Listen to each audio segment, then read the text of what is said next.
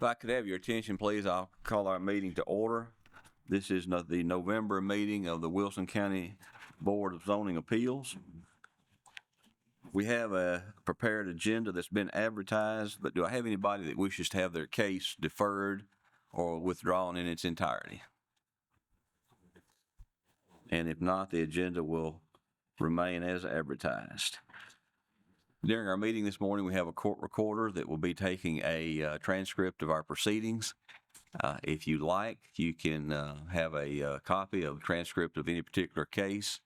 To do so, you would see the lady with the transcript after the meeting, and we'll be sure you get a copy. Of course, that will be at your expense. Just a reminder to everyone, if you would please silence your cell phones. When we call each case, I'll read the case, and then we'll ask for staff recommendations, which the board may consider as they're rendering their decisions. But after I read the case and we get staff recommendations, if you do represent that case, please come to the podium and give us your name and address, and then you can tell the board anything you'd like to regarding your case. After the applicant has had an opportunity to make a statement to the board, then we'll hear from folks who may like to speak in opposition or in favor of a case. Just as a reminder to everyone, the meeting this morning is being taped, and it will be available for review on Wilson County Television and the YouTube app after the meeting is concluded. The state requires that before each public meeting we have a general comment period. This is not soliciting comments in regard to any particular case, but just a general comment period if there's anything that you'd like to address the board about that's not part of our agenda this morning. So does anyone at this time wish to participate in the general comment period?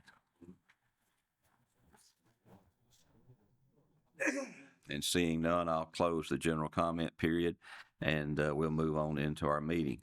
If you do plan to make a statement in front of the board this morning, you'll need to be sworn in. So at this time, if you plan to make a statement, please raise your right hand. Do you solemnly swear or affirm that the statement that you're about to give in front of this board to be the truth, the whole truth, and nothing but the truth, so help you God? I do. Yeah, that's it. Turning to members of the board, you have minutes in front of you from our October meeting. They were sent to you earlier this month for your review. Do I have anyone who wishes to make a correction in the meetings from October? And if there are no corrections, do I hear a motion we approve? Motion to approve. Have a motion, have a second. Second. Have a motion and a second. Any discussion on the motion to approve the minutes? If not, I'll vote aye. Excuse me, I'll vote, and the ayes have it. I think I'll get it straight here, man. All in favor vote aye. That's what it's supposed to be.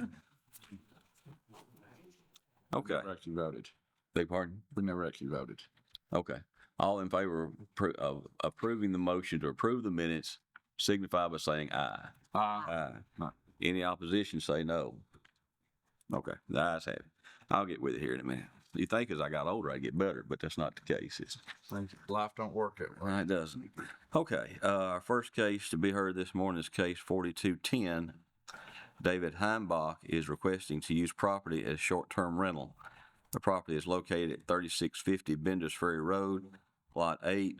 Cedar Creek Heights is Group A, a portion of parcel 17 on Wilson County Tax Map 280. The property consists of approximately 24,700 square feet and is zoned A1 agricultural. Variances for road frontage, lot width, and lot size were approved October 17th, 2024. And I believe this one was deferred from our October meeting. So we'll get staff recommendations now on 4210. Mr. Chairman, this was deferred from the October 17th, 2024 meeting in order for the applicant to remedy a zoning violation on the property. The applicant is requesting to use the property as short-term rental. Staff members have received a business plan stating how the applicant considers using the property. If the use is granted, staff recommends that the business plan be made a part of the approval and put the applicant on notice that if they're to add any sort of structure or expansion to the use of the property, they'll need to come back before the board for a plot plan submittal and revised business plan approval. approval. The cabin is listed as a 2-bedroom, 2-bath with a limit of 6 guests. Typically, the board will allow 2 guests per bedroom, limiting the number of guests allowed to only 4. The business plan states that the caretaker is located within 10 miles of the property, which is compliant with our requirements. The Airbnb or short-term rentals on the property are a use permissible on appeal in the A1 zone district. If the board approves the request, the applicant will have to make their contact information available to WEMA, the building inspector, and the county sheriff's office. Given the language in the zoning ordinance and the fact that the zoning violation has been removed from the property, staff can recommend approval of the short-term rental use for the cabin. So to be clear, it was deferred last month because of a potential zoning violation that was on the property. That has been addressed and staff has inspected it, and it is cleared. The property also needs a variance from the road frontage of 50 feet, a variance of 25 feet from the lot width requirement of 125 feet, and a variance of 55,100 square feet from the lot size requirement of 80,000 square feet. This is an older lot of record that was created in June of 1958. It predates our zoning ordinance by a stretch. Therefore, staff can recommend approval of the variances for lot size and lot width, as this is an older lot of record. Okay, who should represent 4210? Me, David Langbach, And your address, please, sir. 549 Lone Oak Road, Mount Juliet. And is there anything you'd like to tell the board, sir? No, sir. Does the board have any questions for the applicant? I think, are you aware of the staff's comments that instead of allowing 6 guests, that you'd only be allowed 4? Yeah, it's already been changed on. That's already been changed? Okay, thank you. And this is not a renewal, this is a new one, correct? Correct. Okay. Does the board have any other questions for the applicant? If not, is there anyone else here that wishes to speak to 4210 Heimbach? All right, we'll close public comment on 4210, turn into the board for a motion or further discussion. Just to clarify, did we grant some variances last month? Because it says here we did. There were 3 requests last month, and you granted variances on one of the requests. And when I say 3 requests, I mean 3 effectively separate properties that Mr. Heimbach has ownership of. Yeah, so we had 3 separate cases we acted Yes, deferred to. yes. I'm still unclear. On this case here, did we grant these variances? No, we did not. Okay. Well, the comment says we did, so. I don't, I don't know that it matters. I just want to be clear.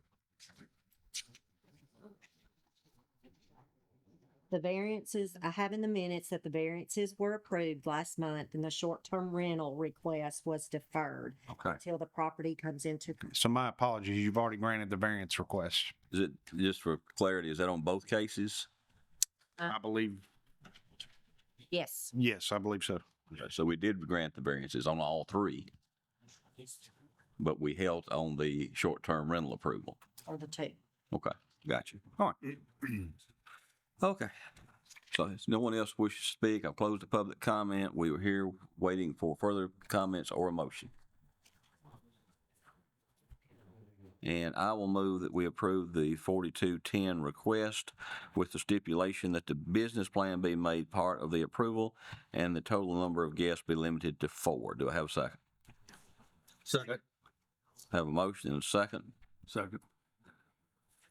Any discussion? Mr. Blades made the second. Any discussion on the motion? And if not, all in favor vote aye. Aye. All opposed vote no, and the ayes have it. Okay. Moving on, you may want to just stay there. Okay. The next case is case 4211. This case was also deferred from October. David Heimbach is requesting to use property as a short-term rental. The property is located at 3684 Bendis Ferry Road, Lot 6. Cedar Creek Heights is Group A. A portion of parcel 17 on tax map 280. The property consists of approximately 24,900 square feet and is zoned A1 agricultural. We'll get staff recommendations now for case 4211. Mr. Chairman, that again, the applicant is requesting to use the property as a short-term rental. Staff members have received a business plan stating how the applicant considers using the property. If the use is granted, staff recommends that the business plan be made a part of the approval and put the applicant on notice that if they are to add any type of structure or expansion to the use of the property, they'll need to come back before the board for a plot plan submittal and revised business plan approval. The cabin on this lot has not been built. The business plan states the caretaker is located within 10 miles of the property, which again is compliant with our requirements. Airbnb and short-term rentals are a use permissible on appeal in the A1 district. The structure in question has been permitted by the county zoning office, but has not been installed or constructed yet. Given the language in the zoning ordinance, staff can recommend approval of the short-term rental use for the cabin. If the board approves the request, the applicant will have to make their contact information available to WEMA, the building inspector, and the county sheriff's office. Okay, before we go any further, Tom, the 1 year time limit we've been using has been our historical norm, 1 year, 3 year, 5 year. That is not a zoning ordinance requirement. That's something the board has, That's the policy you've established. However, there is language in the zoning ordinance that states that these short-term rental uses be approved for a finite period of time. So they do not, unlike most use on appeal approvals, they do not run with the land. the reason I bring that up, we just finished 4210 and I neglected to put the time limit Okay, in the approval. you could make a motion to reconsider and add that. We'll have to reconsider, yeah. So, but that's something we need to do. It's not Yeah. set out in the ordinance. The only thing that is set out in the ordinance is it has to be a finite period of time. Okay, before we move into 4211, I make a motion, we reconsider case 4210, and we will need, well, never mind what we'll need. That's a motion to have a second. Second. Have a motion and a second. All in favor of reconsidering 4210, say aye. Aye. Opposed, say no. The ayes have it. Now, we're back to 4210. In regard to 4210, the motion was to approve. I'd like to amend the original motion to add an additional stipulation that the approval be for 1 year. Do I have a second? I'll second. We have a motion and a second. Now, back to the original motion as amended to approve with a business plan added, number of guests to be 4 maximum, and the approval for be for 1 year. So I have a motion and a second. All in favor vote aye. Aye. Opposition vote no. No opposition, the motion passes.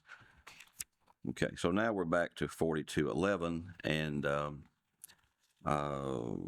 we've had the reading of the case. We've had staff recommendations. Mr. Heimbach's at the podium. Do you have anything you'd like to tell the board, sir? No, sir. Okay. Board have any questions for the applicant? I got one. Sure. Since the cabin isn't built yet, how many bedrooms are you looking at? One. 1 bedroom. So you would understand you only can have 2 occupants. Okay. All right. Okay. Any other questions for the applicant? In regard to 4211, do I hear a motion? Excuse me, pardon. I'm gonna get it straight here in a minute this morning. Anyone else wish to speak to 4211 Heimbach? If not, do I hear a motion?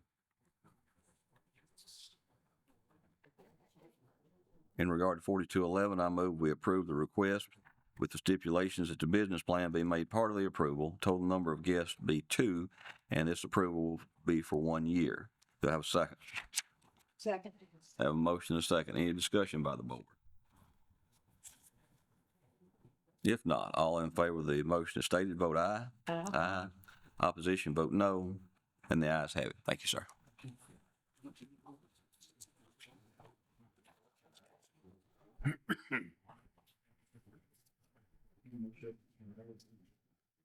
Okay. Back on our regular November agenda now. Our next case is case 4217, Nelson Perez requesting a variance of 16 feet from the south rear yard setback requirement of 40 feet. The existing house is 24 feet from the south rear property line, and the variance will allow the property owner to build a deck that will meet the setback requirements. The property is located at 100 Hilldale Drive, Lot 2.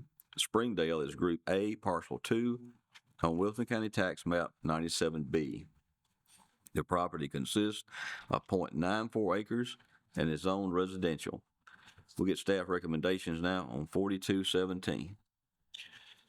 Mr. Chairman, the applicant is requesting a variance of 16 feet from the south rear yard setback, which is on the bottom side of the highlighted parcel. The variance request is for the existing home on the property. The deck that they are proposing to build at this time will meet all required setbacks. So in other words, it's the house, the existing house that's in need of the setback variance. This is not an older lot of record with the lot being created in September of 1986. Therefore, given the language in the zoning ordinance, staff cannot recommend approval. Staff will note that this is a corner lot with 2 rear yard setbacks, which could be considered a hardship. And I'll go on, even though it's not in my comments, and note that if this was built in 1986, I anticipate it did get a building permit from someone at the county and was built where it was. Okay. Who's here to represent 4217 Perez? Come forward, please, sir.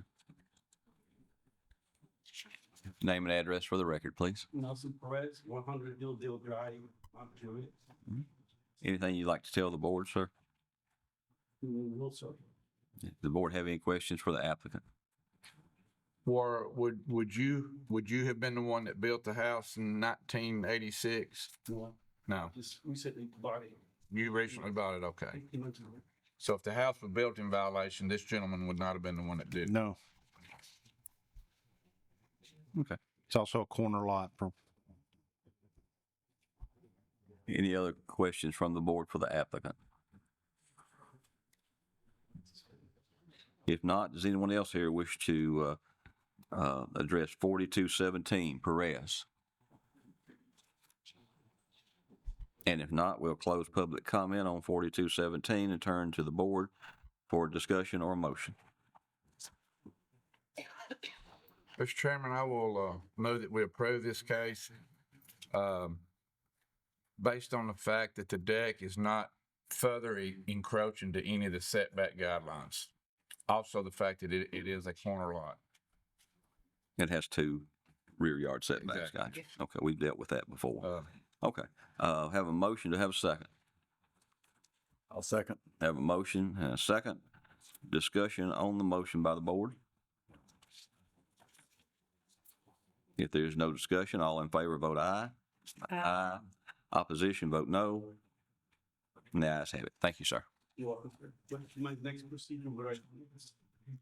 I think he would visit the permit office after this meeting is concluded, correct, Tom? That's correct. Well, He'll probably need to come to the zoning office to get his zoning compliance certificate that he needs to be able to apply for his permit.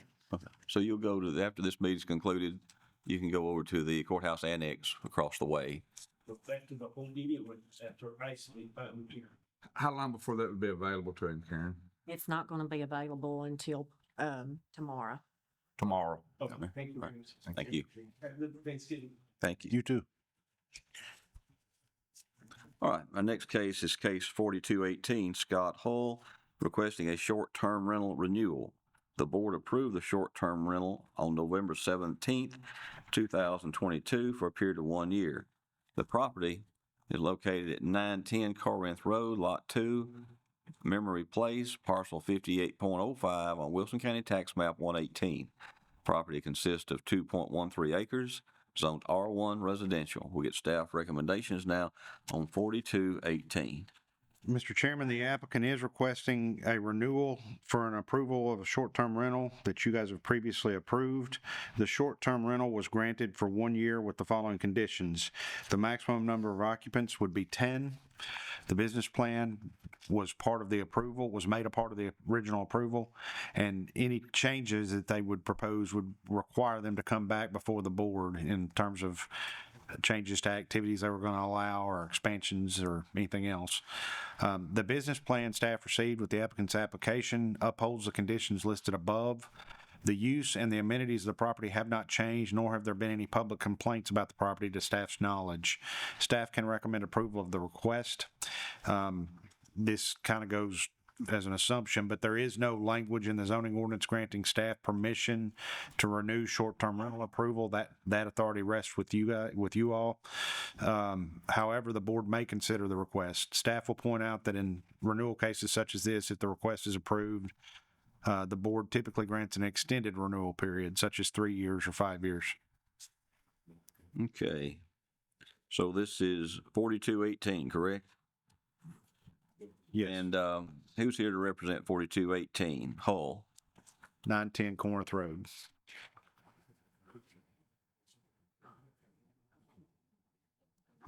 Interesting. Okay. As is our custom, we will defer this case until the end of the meeting in case the applicant is running late. So I will add 4218 to the end of my agenda. Okay, and then we'll set him aside or her and move on.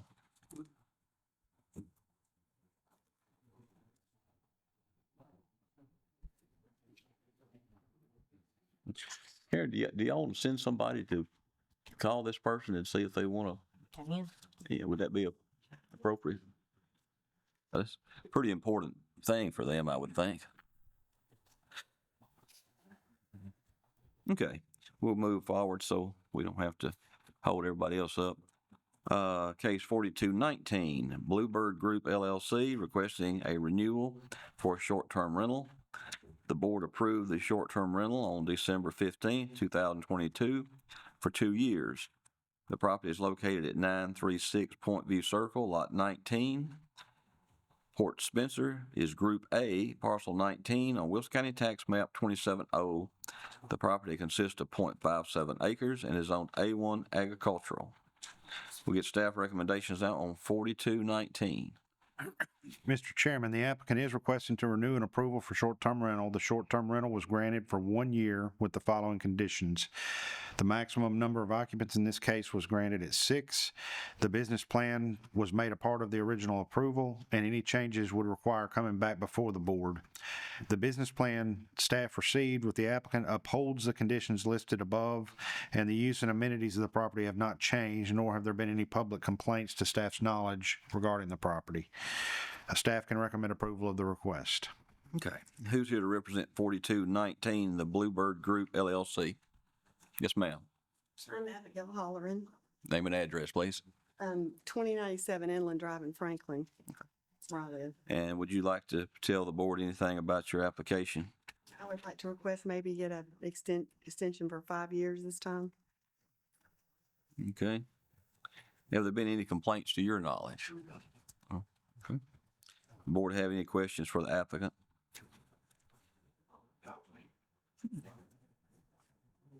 If not, does anyone else here wish to address case 4219, Bluebird Group? Where is Point View Circle? It's off of Davis Corner, Burton Road. So it's out in the county, obviously. Yes. If you pass the Davis Corner boat ramp and go across the bridge, it's the neighborhood that fronts on the cove on the right. Okay. All right, so, staff, if the board has no questions for the applicant, and if no one else here wishes to address 4219 Bluebird Group, I will close the public comment period, and we'll turn to the board for a motion or any discussion we need to have. Is it normally 3 years or 5 that after? It normally goes 1 for the initial, and then 3, and then 5. I That's our policy. can stick with it. I had 1 and then I had 2. This is my 3rd time. Oh, really? This is your 3rd trip. Oh, okay. I'll go ahead and make a motion and we approve for 5 years. Okay, have a motion to approve for 5 years. Do I have a second? Second. Have a motion, have a second. Let me offer an amendment that the number of guests remain at 6. The business plan remain part of the approval, And Howard, you said for 5 years, correct?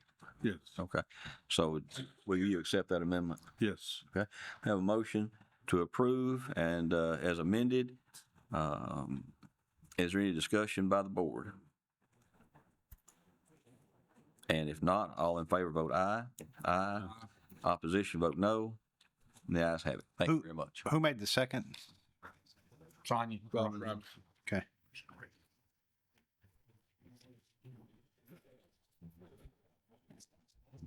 Maybe. Okay.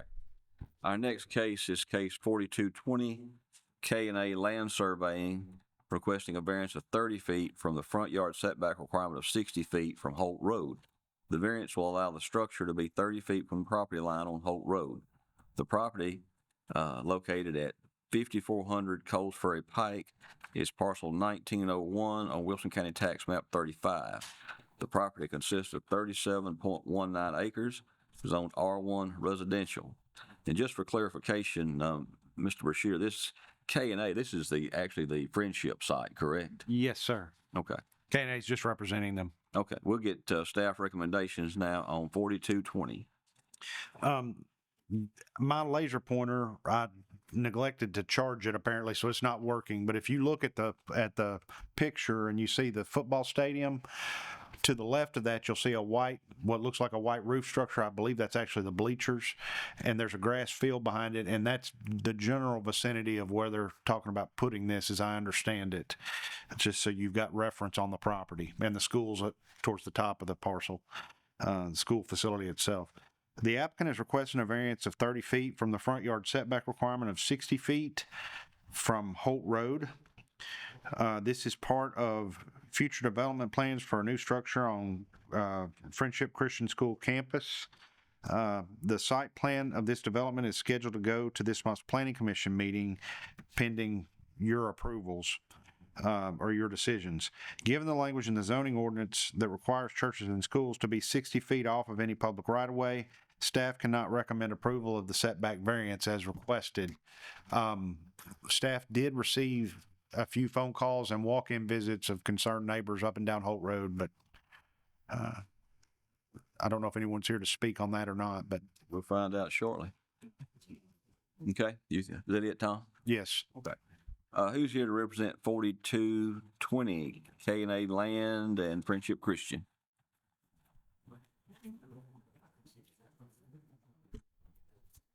Thank you, Mr. Chairman. Brian Keith, K&A Surveying, 12 Sparta Pike. I am representing the Friendship Christian School. I've handed you out a site plan exhibit displaying where the proposed building would be built. It is directly behind bleachers of the football field. This building will be used as a practice facility for wrestling. The only utilities that'll be connected to it will be electricity. It'll be a metal building. Say that again now. They're only going to have electricity hooked to the building. No bathrooms?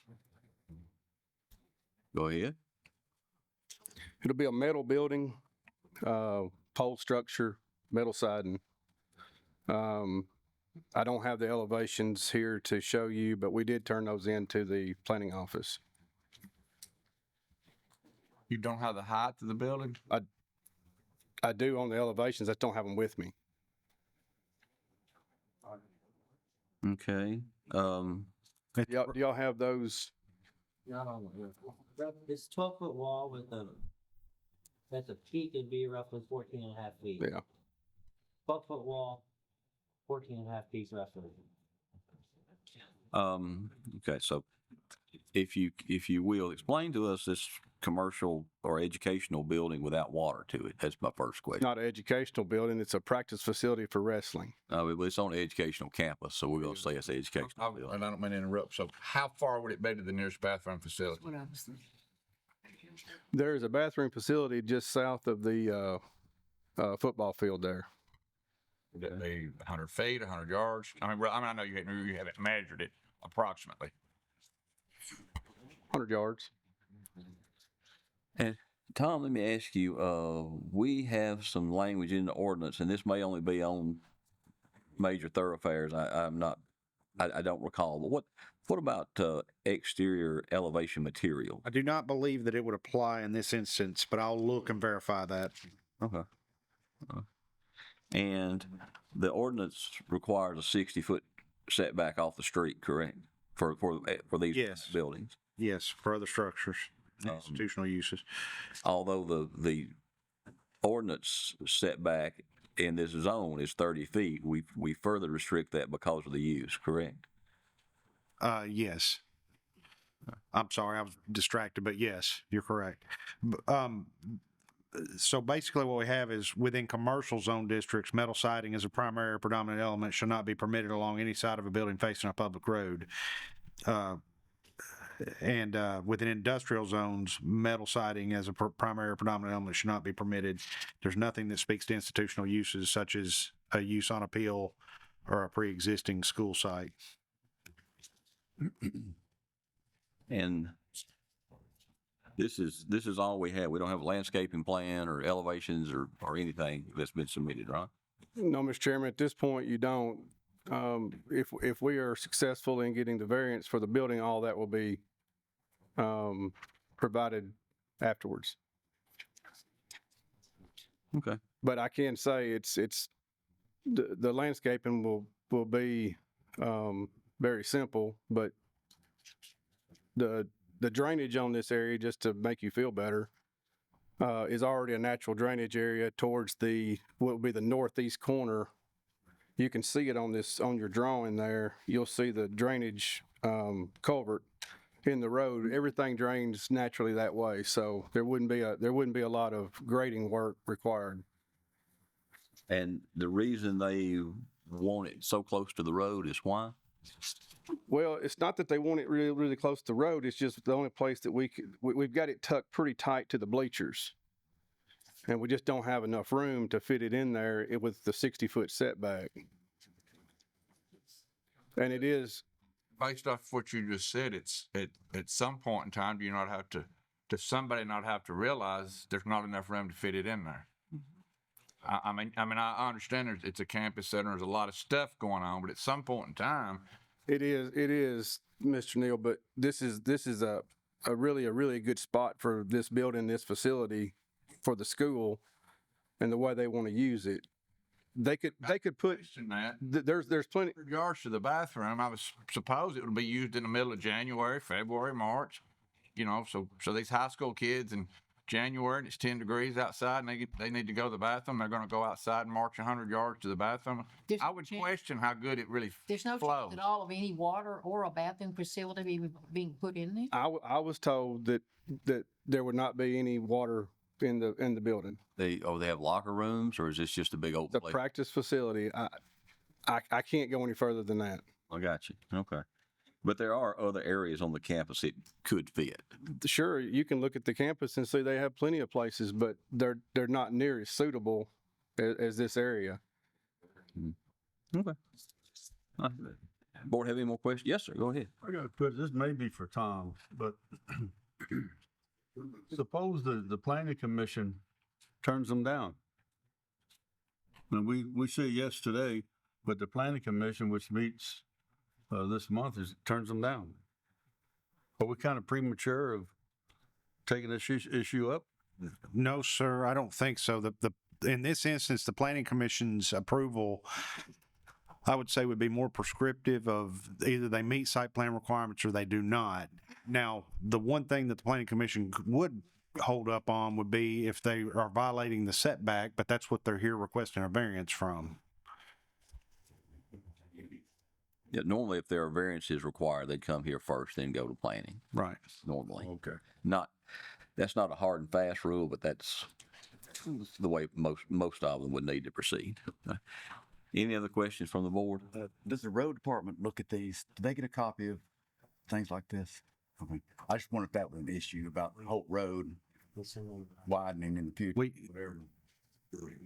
Of the planning of the site plans, we send them a copy up to the road commission, which they would have seen at least the site plan and be aware of it.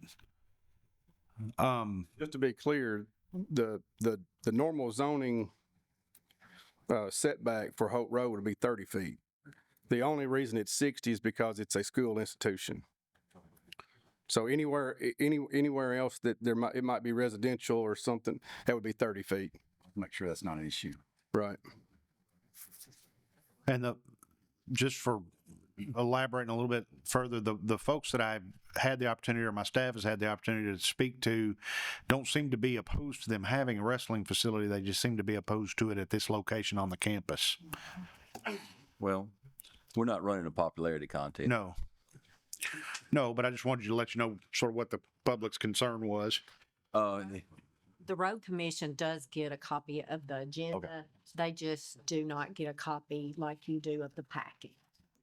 Gotcha. But in this instance, they would have gotten a copy of the site plan that's going for planning tomorrow. And I guess it goes without saying that if we don't have water, we're not going to have a sprinkler system. Fire protection. No, sir. Okay. All right. Anyone else, any other questions for the applicant? And if not, does anyone else here wish to address this case? Commissioner McFarland, please come forward. Mr. Chairman, ladies and gentlemen of the board, I'm Jerry McFarland, Commissioner, District 5, and I've had additional calls on this. I must say that this was facility one. It was going to block considerable views of the campus. The whole backside of that campus is open, and this is not conducive at all with what you see back there now. It is, I think it'll actually be a detriment to it. So I'm going to ask that you, as a board, go with the rules and deny this this application. There's plenty of room. The gentleman's already said there's plenty of room on the campus to build it, and it's just applied in the wrong place. But if you deny it, I'd appreciate it. Thank you. Thank you, Commissioner. Yes, sir. You wish to speak? Yes. Ben Johnson, live at 356 Holt Road. I and my neighbors are in agreement that we wish this building not be built at the location that is shown. Okay. Thank you. Anyone else wish to speak to 4220 K&A Land Surveying, AKA Friendship Christian? If not, then we'll close public comment on 4220 and turn to the board for a motion or further discussion. Tom, what did you read regarding metal siding in a commercially zoned project? The metal siding, it does not apply to a school or institutional facility. Not apply. If it's not in a commercial zone district at the very least, which it's not, it's R1 zoned, I believe. Even though, and a school is or is not considered a commercial use on our. Right. I mean, I presume you could apply conditions in an effort to try to make it fit into the character of the area, as you have that authority on most any case requesting variance or use on appeal. I mean, to me, from a common sense approach, a school would be more of a commercial use than a house would be there. I mean, just yes, sir. Traffic and buildings and whatnot. Yes, sir. Under our, it's specifically listed as a school or institutional use in our zoning ordinance. I understand that, right? Okay. And it's not in a commercial zone, which is where those, at least in writing, the building material and landscaping requirements apply. Again, you guys do have a history on occasion of when you're dealing with somebody requesting a commercial use in a residential area, of asking that some of the commercial standards as otherwise listed in the zoning ordinance be complied with. Right. That's what, I guess that's where I was headed. It seemed like we do that quite often, maybe. All right. In regard to 4220, do I hear a motion? I make a motion that we deny based on staff recommendation and a recommendation from Commissioner McFarland. Have a motion to deny case 4220 based on staff recommendations. Do I have a second? Second. Have a motion and a second. Any discussion? If not, all in favor of the motion as stated, vote aye. Aye. Opposition, vote no. And the ayes have it. Thank y'all for coming. May I ask for a clarification? Yeah. This is not a denial of the use for a wrestling facility as an accessory to the school. This is a denial of the variance request. What they apply for? Correct. This is a denial of the request. Right. Right. Gotcha. All right. Moving on, case 4241, Rebecca Haynes Schaefer requesting a renewal for a short-term rental. The short-term rental was approved by the board October 19th, 2023 for a period of 1 year. The property is located at 365 Canoe Branch Road, Lot 1A, Mike Newman property, parcel 13.06 on Wilson County Tax Map 23. The property consists of 1.57 acres and is zoned A1 agricultural. We get staff recommendations now on 4221. Mr. Chairman, the applicant is requesting to renew an approval for a short-term rental. The short-term rental was granted for 1 year with the following conditions. There be a maximum number of occupants of being 6. The business plan was made part of the approval. Quiet time would be from 10 to 7 a.m. And just for reference, I believe that language was in the previous business plans that you approved earlier in the meeting for other cases, just for information.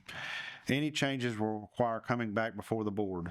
The business plan staff received with the applicant's application upholds the conditions listed above, and the use and amenities proposed on the property have not changed, nor have there been any public complaints about the property to staff's knowledge. Staff can recommend approval of the request for renewal. Okay, who's here to represent 4221 Schaefer? I am Rebecca Schaefer, 355 Canoe Branch Road, Lebanon. Okay, what would you like to tell the board, ma'am? Nothing other than you can see it there, the detached shop. It had previously been used upon the first approval just for storage. We've cleaned it out and we would like to use it just for a game room for the guests at the home. You should see that in your packet. Okay. Board have any questions for the applicant? No change in the number of applicants that are staying. No, six maximum.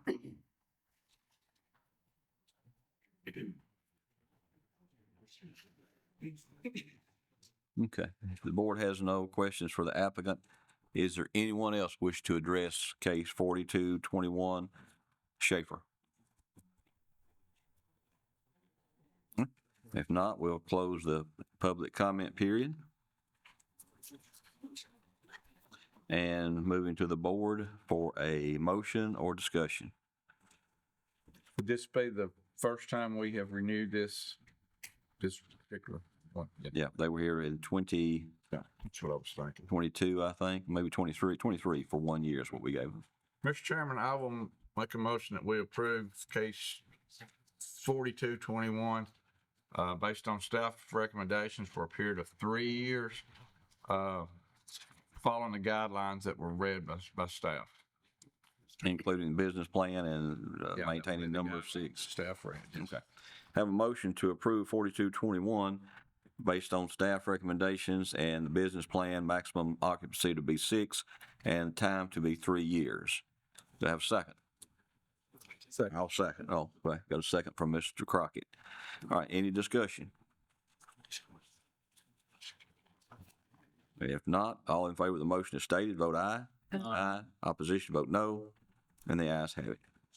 Y'all have a happy Thanksgiving. Thank you. Our next case is case 4222, Edward Haggerty requesting a renewal of short-term rental. The board approved the short-term rental on February 6, 2023 for a period of 1 year. The property is located at 105 Riverside Drive, Lot 25. Riverside is Group B, Parcel 4 on Wilson County Tax Map 28C. The property consists of 0.68 acres and is zoned A1 agricultural. We get staff recommendations now on 4222. Mr. Chairman, the applicant is requesting to renew an approval for short-term rental. The short-term rental was granted for 1 year with the following conditions. The business plan be made a part of the approval, and any changes would require coming back before the board. There was also a requirement, oh, by the way, the use and amenities of the property have not changed, nor have there been any public complaints about the property. There was also an additional requirement that they provide septic records with their initial approval, and it was noted when we were investigating renewal of this property that we were not in possession of any of the septic records as had been requested. So we still await that submittal. Beyond that, we could recommend approval, but as it stands right now, we can't until we get that. Do you have any, did you have any records of complaints? No, no record of complaints. Okay, who's here to represent 4222 Haggerty? Mm-hmm. Sir. Would you like to tell the board, sir? Ed Haggerty, 3700 Old Lebanon Dirt Road, Mount Juliet. Mm-hmm. And what would you like to tell the board? One is, I guess, it's primarily for our family. It's, I think, just looked at on my records, and I think we've only had 8 guests there this entire calendar year so to date. So it's primarily for us. Number of people come who actually don't pay, that being my grandkids. But You don't need an approval for your grandkids to stay in your house. I know, but I did collect rent eight or 10 times. Okay. At any rate, I was not aware I needed to go to the TDEC site to get the septic record, but I can do that. That was part of your approval when you were here last, was that you provide the septic records. Okay. I was not aware, just like I was not aware I had to come in for renewal, but that's on me. Okay. So but you know now you have to have the septic records, and Yes. you have to come in when these are never renewed forever. There'll be a time put to each one of them, and you have to come in at that point. If you operate beyond the time that we approve, then you're operating out of compliance. Yeah, I found that out when I went to the zoning office to make application this time.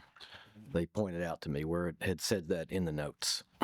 Mr. Chair? Yes. If I might address the applicant for just a moment. Effectively, you can look on the TDEC. We've looked at the TDEC website, I believe, and I don't know that we've found any records. So you may end up having to request a septic letter from the state. It's usually not hard for them to do that, but effectively what they'll do is they'll come out. You'll have to know generally where your septic tank is. And if you can show them that and they can see that there's a tank there, they'll issue a septic letter. As long as there's no failures or anything that are obvious that says that there's a septic tank there and it appears to be functioning. And that's what we're looking for. Yeah. I mean, it's only been in use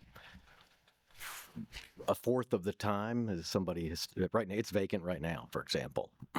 So how many occupants did we approve this for without having any? I think because of the nature of the septic records, which we don't have oversight of, you didn't. How many bedrooms are in this house? 3 bedrooms and 1.5 baths. Okay. Board have any more questions for the applicant? What's the time on Karen getting a septic letter? What's it generally take? It could take 4 weeks up to 8. I just know we're pretty strict here as a board on septic, so Which he won't we need to get consider. approval when he gets this. It'll just show where the Yeah. he is and maybe some amount of field lines. Will not be a bedroom capacity, No. number of bedrooms. Well, since the Not if there's not a septic record on the site, and I could not find one when I looked. since the board initially said the approval was predicated on septic records, and they weren't provided, and it's been quite a while since the approval was made, we may consider or want to consider some kind of deferral until this information is That's what I would recommend, made available, because Right. it's been quite a while. because we're pretty stringent about the septic letter, so. I mean, I have no bookings. Yeah, so it's not. All the rest of this winter, probably won't get any till March or April. Okay. Okay. Any more questions from the board? Okay, for that, okay. Does anyone else wish to speak to 4222 Haggerty?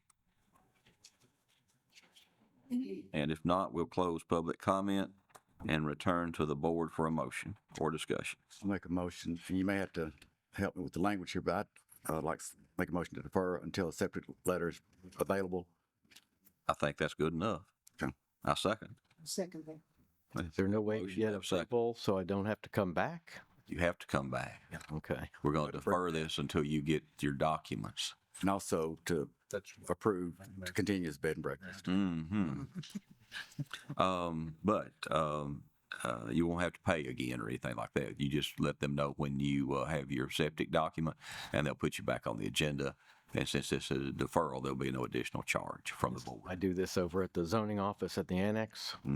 Well, you get your septic letter through the state groundwater division. Right, but when I get that, I bring it to. Yes, you contact Mrs. Murphy's office, and they'll look at it. If it's in order, they'll put you back on the agenda. Yeah, okay. All right. All right. Okay, so we have a motion, we have a second. Have I had discussion? Yeah. I'm having it now. Yeah. If there's no discussion, all in favor of the motion to defer, vote aye. Aye. Opposition, vote no. And the ayes have it. Thank you. Thank you, Mr. Henry. Our next case is case 4223. Paperwork, right? And she's in the zoning office. You ready for me to read comments on the? No, I'm getting my paperwork Okay. rerouted over here. Happy. Case 4223, Stillwater Construction, on behalf of Norman Knopfsinger, requesting a variance of 5 feet from the easement width requirement of 30 feet. The easement and lot of record, became a record July 10th, 1974. The property is located at 1333 Saundersville Ferry Road, is a portion of parcel 59 on Wilson County Tax Map 31. The property consists of 2 acres and is zoned R1 residential. We get staff recommendations now on 4223. The applicant is requesting a 5-foot variance from the easement requirement of 30 feet for an older lot of record. From staff's research, this appears to have been created as a landlocked tract with an access easement of 25 feet in 1965 by deed. This is an older lot of record, therefore, given the language in the zoning ordinance, staff can recommend approval. I'm going to ask Karen a question just for my own memory recollection on field review. Is this the one that we were concerned that the easement wasn't necessarily evident to the 2 neighboring property owners? Correct. Okay. All right. You done? Yes. Okay, thank you. All right, who's here to represent 4223 Knopfsinger? I'm Anthony Mitchell with Stillwater Construction, address 305 Anchor Lane. Okay. And briefly, they're trying to access, if you see where it says Overlook Drive at the far right lower corner, the property you're trying to access is the property that's just off the page there, correct? Or is it the highlighted one? The highlighted area in 65, 2 acres of the rear portion of that highlighted area was Okay, my apologies. 25-foot easement that was conveyed to access that property. And since that doesn't adhere to the 30-foot that we have today, as it was prior to 1974, we're just asking that we can use what's in place. So effectively, the 2 acres is a part of the highlighted tract. It is, yes. Yeah, It's a the back portion. Yeah. I was confused about, I thought it was the one that actually fronted on Overlook, but it's in front of it. Okay. Okay. And I want to be clear, maybe on my map. So where is it physically actually accessed? Or where will it physically be accessed? I'm going to have to get up and point because I don't have a laser pointer, but my laser pointer's down. I'm sorry. I don't know that I see that on my map. Aaron, you correct me if I'm wrong, when we were out there. No, to the south. No, it's that, on down. 25 foot. It's that 25-foot strip right there. That's it, and it's between these 2 properties, and that's what I was talking about. Okay. About it being a little bit non-evident when you're out on the, it looks like it's through the orange. So is the highlighted area what the parcel, or is it? It's on that. Yes, it's back here. Okay, I've got you now. I got you. So the adjacent parcel has the easement, and the highlighted parcel needs the access. Yes. Does the house right below the highlighted, does it use that same easement? No. No. It would appear to be. No, it's got frontage on Overlook, and it's got a driveway coming off Overlook. Oh, okay, coming out the back. I got you. I didn't see that. Yeah. Okay. It's a little confusing on the ground. Yeah. Took us a minute to find. It's a little confusing on the map. Yeah. Yes. Yeah. Okay. Anything else you'd like to tell the board, sir? Yeah. Well, I thought we did. You don't have an exhibit Well, we do. I've got a map here. Yeah, they do. We're small. Yeah. I didn't understand all the logistics of it, but now. Well, you have to now turn it this way. To neighbors. Okay. Anything else you'd like to tell the board? No. So it has, Okay. where it shows on my. Okay. The board have any questions for the applicant? If not, does anyone else here wish to address 4223 Stillwater Construction on behalf of Knopfsinger?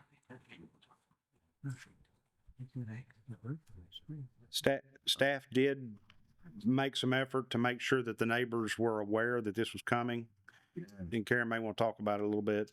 Go ahead. We did receive some phone calls on this, from the neighbors and then also from, hold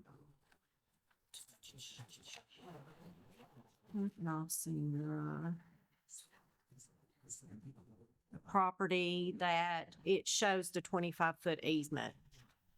When I'll play Vanna. the property owned, okay, Is that Woody Moore? yeah, Whitty Moore, This property? yes. He's here. Yeah. Would you like to speak or do you want me to speak to it? You can. Okay. I just Well, I didn't. mean, is that sworn testimony when she read the letter? I don't have a letter. You know, she's going to speak to it. Oh, okay, I thought you were gonna say what he told you. No. Oh, I I'm don't sorry, have- I misunderstood that, my bad. No, I don't have a letter. Okay. He was under the impression that the 25-foot easement is his. In the deed for Hofsinger, it does state a 25-foot easement for Hofsinger that Anthony is going before the board for. It's a, Unmapped parcel because it's in common ownership. right. So this easement does belong to Knopfsinger.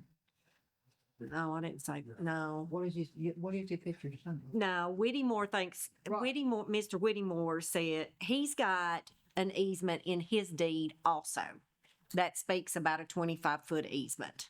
It's the same easement though, isn't it? It's a shared easement. I'm not a deed reader. I just know what to look for in regards to requesting a variance, and it was a 25-foot easement, so I knew, and it was stated in the deed for Knopfsinger. So, but if you see up on the map, it's connected to Mr. Whittemore's property. Well, let's bring this back just to make it a little simpler. So Mr. Whittemore might want to speak. This request is for this piece of property to use a 25-foot easement that was created long before the zoning ordinance required 30. I don't know that the rest of this concerns us at all. I don't think you have to decide who owns these. I don't think we do either. This, Whether or not they're gonna stick with the 25 or give them. this 25 is good because it was created Right. prior to the ordinance.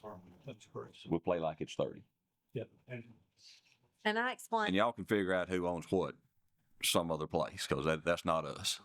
But from staff's perspective on paper, it appears to work by deeds that we've researched. I'm glad, because it doesn't sound like it. It's just not evident on the ground, which was our concern. Okay. I think we pretty much got that settled, but is anyone else here, I've already asked, wish to speak? Just to make sure. Okay, I'll close public comment on 4223, and I'll turn to the board for any further discussion if necessary or a motion. Mr. Chairman, I will move that we approve the request 4223, 5-foot, I will move that we approve this request based on staff recommendation and also the testimony that was given here. Okay, have a motion to approve 4223 based on staff recommendations. Do I have a second? Second. I have a motion and a second. Now, is there any discussion on the motion? If not, all in favor vote aye. Aye. Opposition vote no. And the ayes have it. Thank you, sir. Thank you.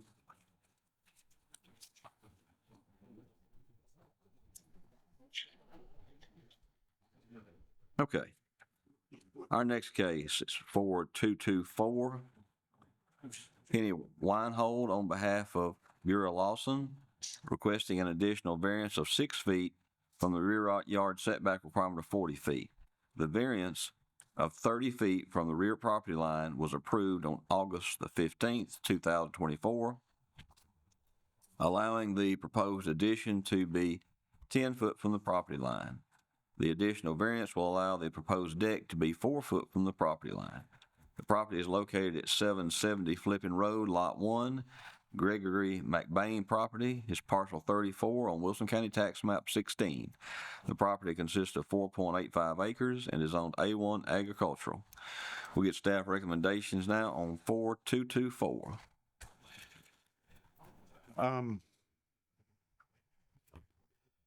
The applicant is requesting an additional variance of 6 feet from the rear setback requirement of 40 feet. If I'm not mistaken, if you see the little, about halfway across the bottom property line where it pops out in a little divot, that's the general vicinity of where we're talking about on the property. The house is just above that if you look at the aerial. So they're requesting an additional 6 feet from the rear yard setback requirement of 40 feet. A variance of 30 feet from the rear property line was approved on August 15th, 2024, allowing the existing structure, which was 10 feet from the rear property line, to be enclosed. Staff will also note that this property backs up to the U.S. Army Corps of Engineers property. The existing replat of this property was due to the structure being built over the property line and that was remedied, thus the little stick out that you see there. This variance would be from the new property line established in 24, which, if that was not adjusted, would be over the existing Corps of Engineers property line. So if they had not made arrangements with the Corps to modify the property line for the previous encroachment, then this would also have been over the property line, but that's really inconsequential because they have made that arrangement at this point. This is not an older lot of record, with the lot being created in July of 2024 to reflect the agreement with the Corps. Therefore, given the language in the zoning ordinance, staff cannot recommend approval. So these folks were successful in getting the Corps to adjust the property line? Yes. We've been dealing as staff, we've been dealing with this for 4 to 5 years now, I believe. Yeah, okay. Off and on. Appreciate it. All right, who's here to represent 4224? My name is Garrett Sexton, 104 Deering Drive is the address. I'm here speaking on behalf of Penny, who is not here, and was speaking on behalf of Mr. B.V. Lawson here. Okay, what would you like to tell the board?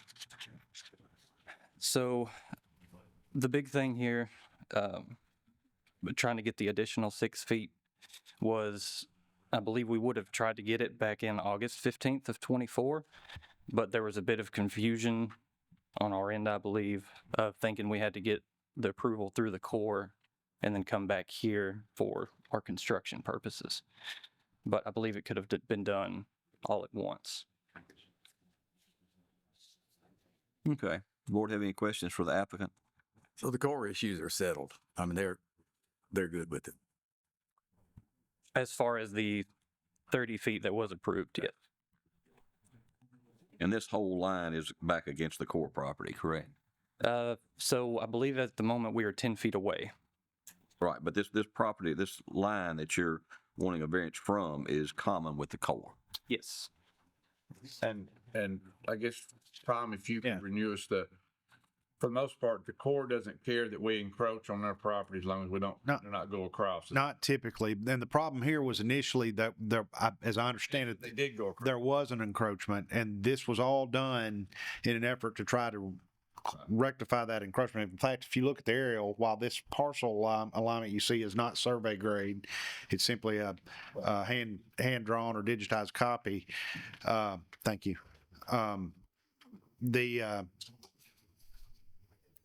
I don't know if that's going to work any better, but you can see a few structures that on aerial, if that property went straight across, would have been across the Corps line. So that's what we were dealing with. I don't know if that answered your question. Well, sort of, kind of. I mean, I guess specifically, as long as you don't go over it, they don't care if you're a foot off the line. That's what they've indicated in discussions with them in the past. I was thinking we had a issue. Now, if you go over it, Well, I understand that, right. they use their federal regulatory authority to come down pretty hard, usually. But in this case, I think they worked with Mr. Lawson pretty hard to try to fix it because it had been that way for quite some time. Any other questions for the applicant? If not, does anyone else here wish to address 4224? Commissioner? Thank you very much. I'm Jerry McFarland, Commissioner of District 5. This particular property is in District 6. I spoke with Beth Bowman, ladies yesterday about it. She told me to speak on her behalf here, Mr. Lawson and Miss Penny. Mr. Lawson is a lifelong friend of mine. We graduated college together, and I think we've scuba dived in every ocean in the world together. But the situation is simply this. Originally, this was not on Corps property. They resurveyed, the Corps did in 71 and put it on their property. And it's been a long struggle to, as Tom can acknowledge, to make sure this property was acquired. The situation for them is simply this. Miss Penny's in the hospital today. I didn't think Mr. Lawson would be here. She had 5 stents put in yesterday in her heart, and she's fully handicapped. Mr. Lawson is going to have ankle replacement in, I think, the 3rd or 4th of next month, and he'll be in a wheelchair for the next 6 months, and everything in the house is fully handicapped accessible except this, and as the gentleman said, it was a glitch. It was left out of the first request and should have been put in there. So I'm simply asking that you, as a board, approve this so they can get on with the rest of their lives. Thank you very much. Thank you, sir. Anyone else wish to address 4224? If not, we'll close public comment, turn to the board for discussion or motion. I'll make a motion to grant the additional variance of 6 feet. Have a motion to grant the additional variance as requested. Have a second? Second. Have a motion and a second. Any discussion? If not, all in favor vote aye. Aye. Opposition vote no. And the ayes have it. Thank y'all.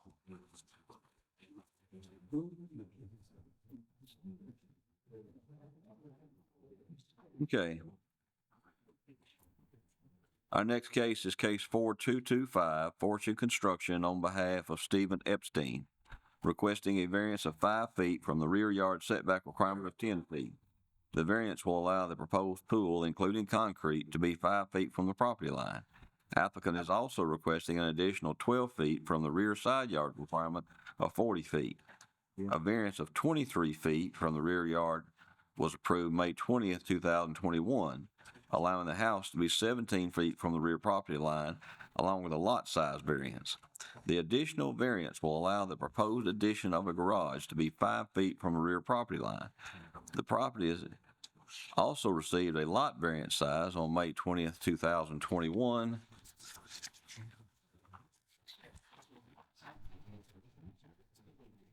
Okay, the applicant is requesting a variance. Whoa, Tom, I'm turning the page. Sorry.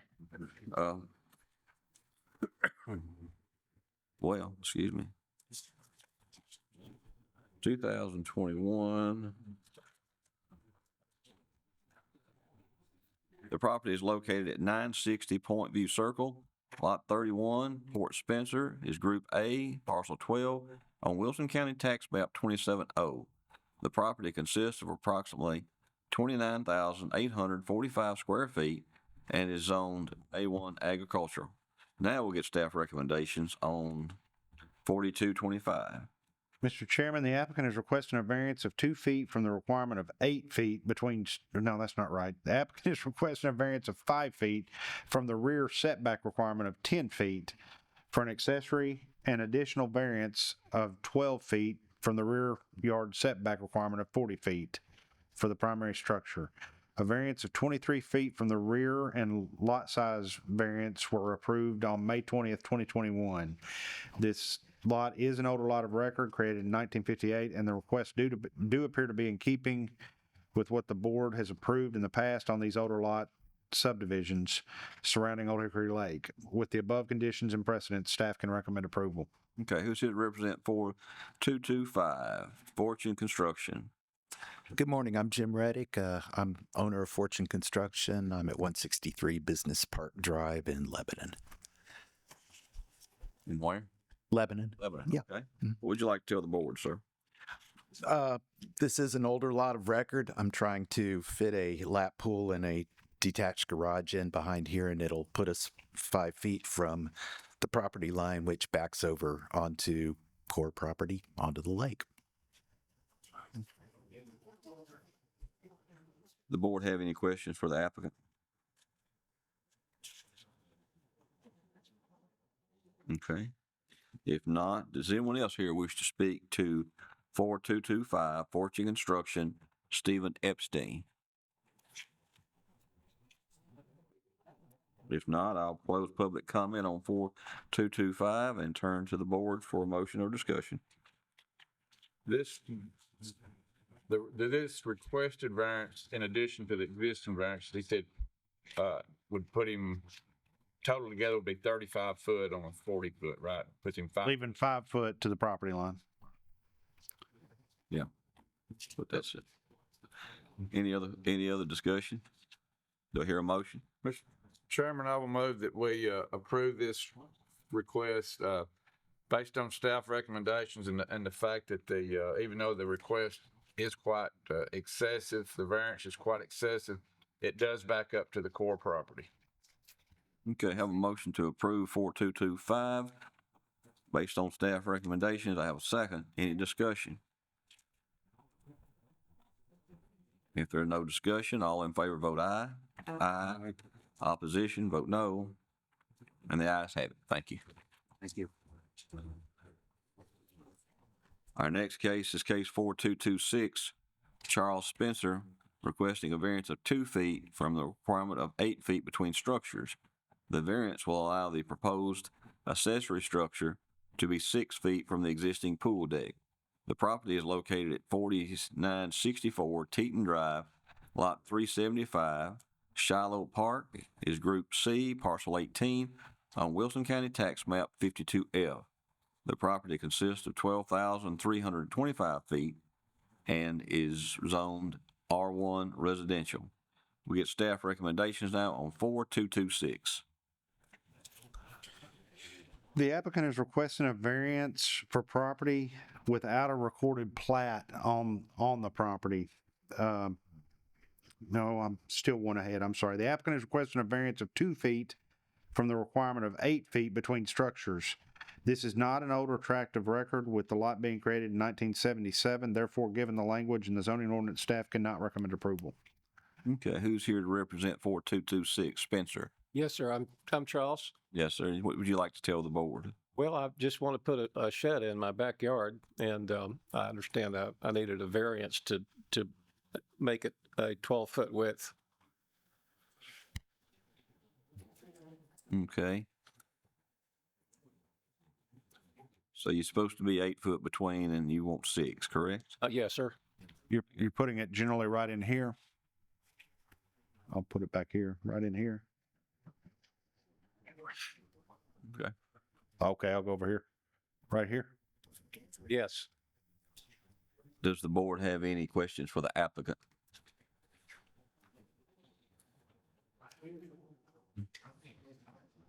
If not, does anyone else here wish to speak to 4226 Spencer?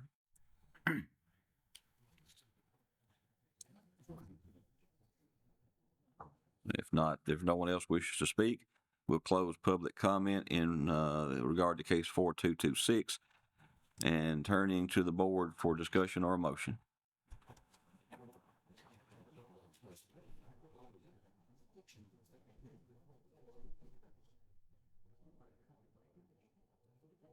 And in regard to 4226, this is not an old historical lot, but it is an older lot, and the variance is minimal. So I'll recommend or I'll make a motion that we approve the variance. Can I get a second?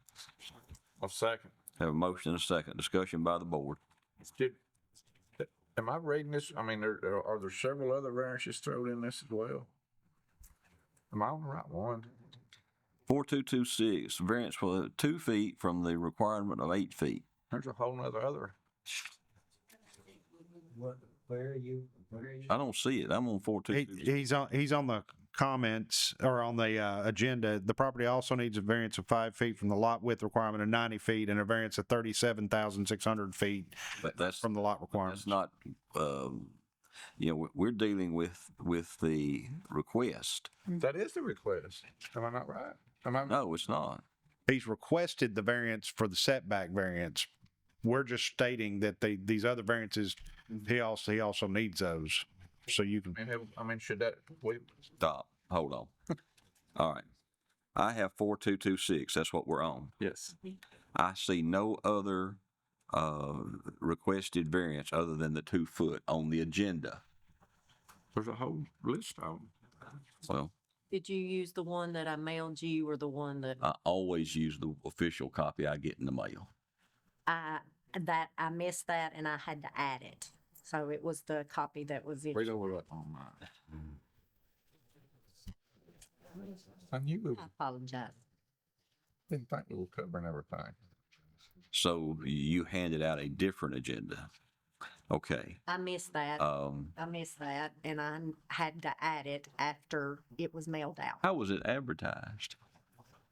Probably like that. This? Okay. Okay. So let's see now. So now we have a new situation. So we need a 2 foot variance on the backyard, between structures, and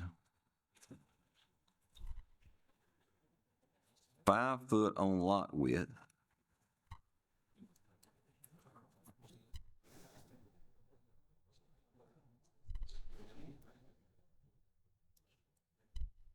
And a variance of 37,675 square feet on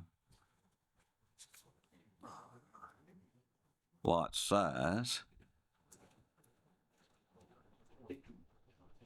Okay, is that so there's 2 more? yes. Lot width and lot size. Lot width and lot size, yes, sir. Okay. So let me reread just for the record what we're considering.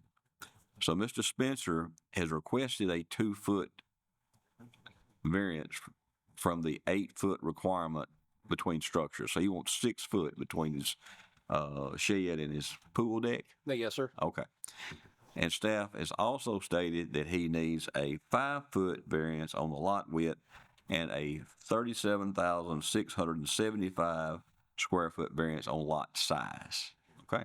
So that's where we are. Now, based on new information, is there anybody here that wishes to address this case? And I'm seeing none. So we'll turn back to the board.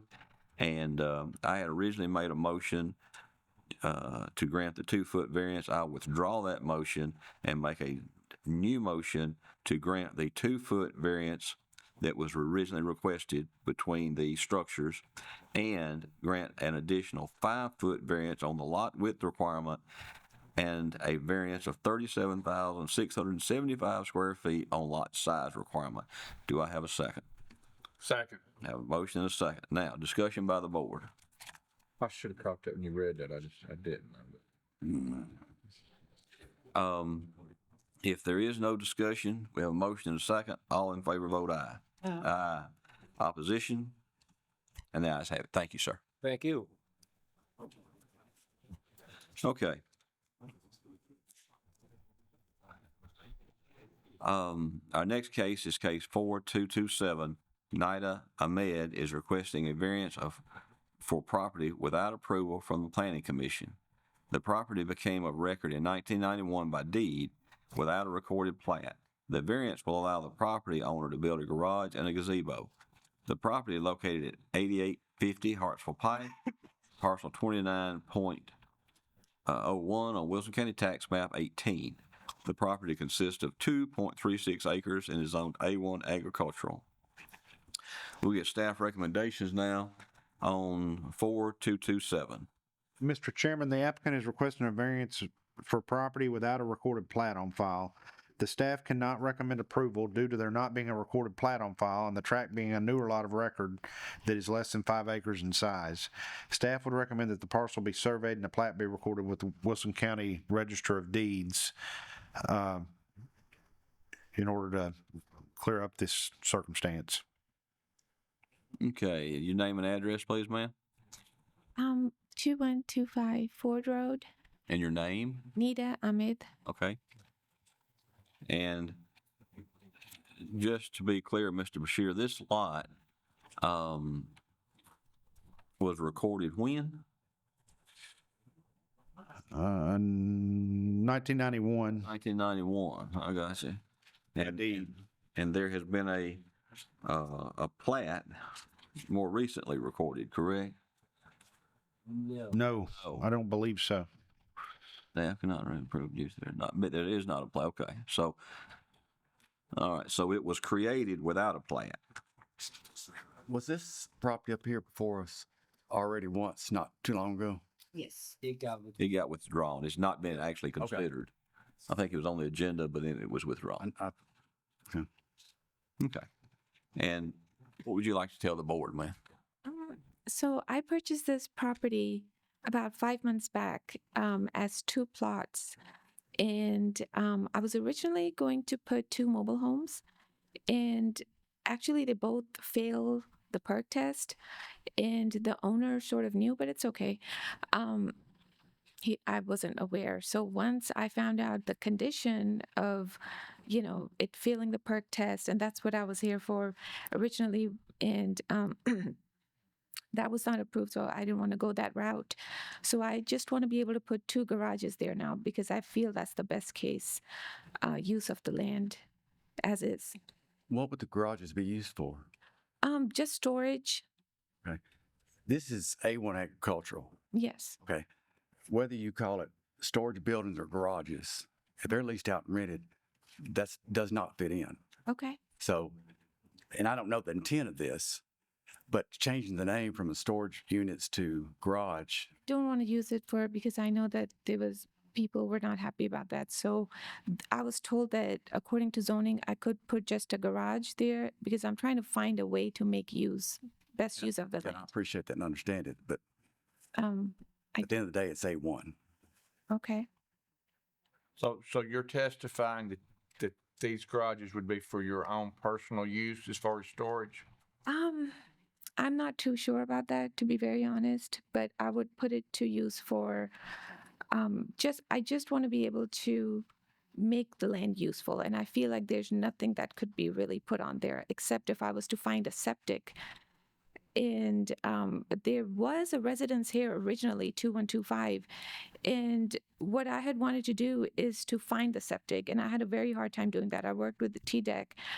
They gave me permission to go ahead and dig it under their supervision. And I tried to find the septic with, I had many septic people come out there and they were not able to find it. I had like in 2 different days. But so since I cannot use it for a house, my next best case scenario was to use it for a garage. I mean, then I thought of converting into, like a storage, but then it was not. Right, but when you say you're using it for a garage, but it's not for your own personal storage, I'm having a hard time following that. Well, let's get back to where we are. Why can't you go through the platting process instead of us just saying you can do it? Why wouldn't we just do a plat through the planning commission? We can do a plat for recordation purposes only, really, but most plats require the signature of the soils office to show that they are in fact considered a buildable tract of record, meaning they have a means of sewage disposal. This plat would... In your recommendations, you cannot recommend approval because of the lack of a plat. Right. You recommend they go through the platting process. So to be clear, if they cannot find soils, the only way that plat can be recorded is they would have to clearly stipulate on the plat itself that this is not a buildable tract of record due to the lack of soils. But it's still a plat. It's still a plat, which they do not have now. This is, and I've been talking with Miss Ahmed for some time as my staff, and honestly, I feel like it's an unfortunate circumstance where she was sold something that perhaps wasn't as it was laid out to be. We're not here to correct. No, I realize that, but the question is this: the point's well taken. That yes, I understand. I hate it worse than anybody, but you know, you said, you have recommended not to approve it Until a plat's recorded. until the plat's recorded. And there is there is a route to record a non-buildable plat. There is. And that's what you recommend she do. Yes. What we would recommend is that they seek to find, because I do believe there was a house here, some additional septic system that can be acknowledged by the state. But in the absence of that, we would be forced into a situation where we'd have to have a note on it that said it's non-buildable. At which point, I don't think that solves our problem about building anything. Gotcha. Okay. All right. Any other questions for the applicant? So we have in our packet, just where it's got these, whatever you want to call this, where it's got, you know, these garages, that, you know, but that's not, none of that's before us today. We're just considering the plat. Is that correct? She's effectively, and Karen, you correct me if I'm wrong, she's effectively trying to get it acknowledged as a buildable tract of record for the purposes of building those garages. So if you approve this request, she may build this. Okay, well, as long as it's within the zoning ordinance, that's, we don't, I mean, you know, is that, as long as she follows the county zoning ordinance. Yes, and to Mr. Crockett's point, there's very limited use of those to personal use only if they are built. So in the beginning, this was one track, correct? And then at some point, someone has done this work and there's not been a plat created. It's not been before the planning commission. And the applicant has asked us to bless this and say they don't have to. We don't have to go for the planning commission. This is good enough. And Tom is saying with his recommendation that that's not the case. There's no reason they shouldn't go I for the planning understand that. commission. But I'm just saying, if we require her to go before the planning and get a recorded plat on an unbuildable lot, by doing that, I mean, we're just doing that. I don't say, but you know, we've got these drawings here. I don't know that, I mean, does that play into this?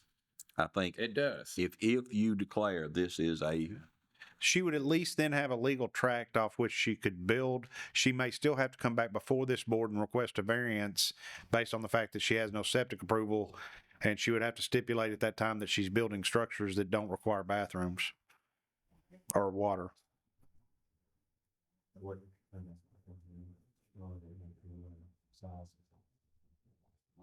If she gets a plat that's recorded that's non-buildable, that would remedy her situation from coming to the board.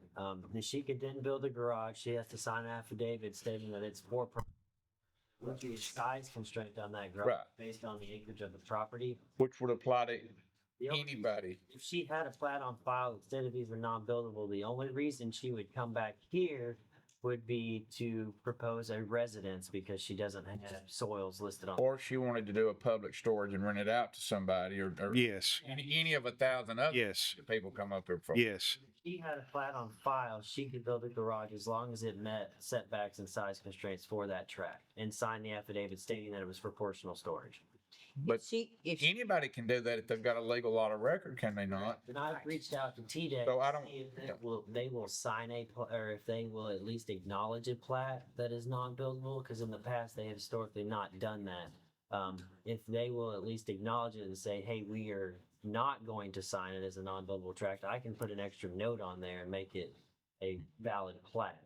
But certificates have to be signed. if we approve this application, then she's already to that point. I mean, she could. Correct. She would not have to get the plat. She would not have to do any of that. She could just go do this. I understand. Yeah, I think I've got it. I'm fine. The approval of this does not allow her to rent out the. Exactly. That was my whole point. Yes, that's where I was trying to head. Yeah. Yes. Thank you. Okay.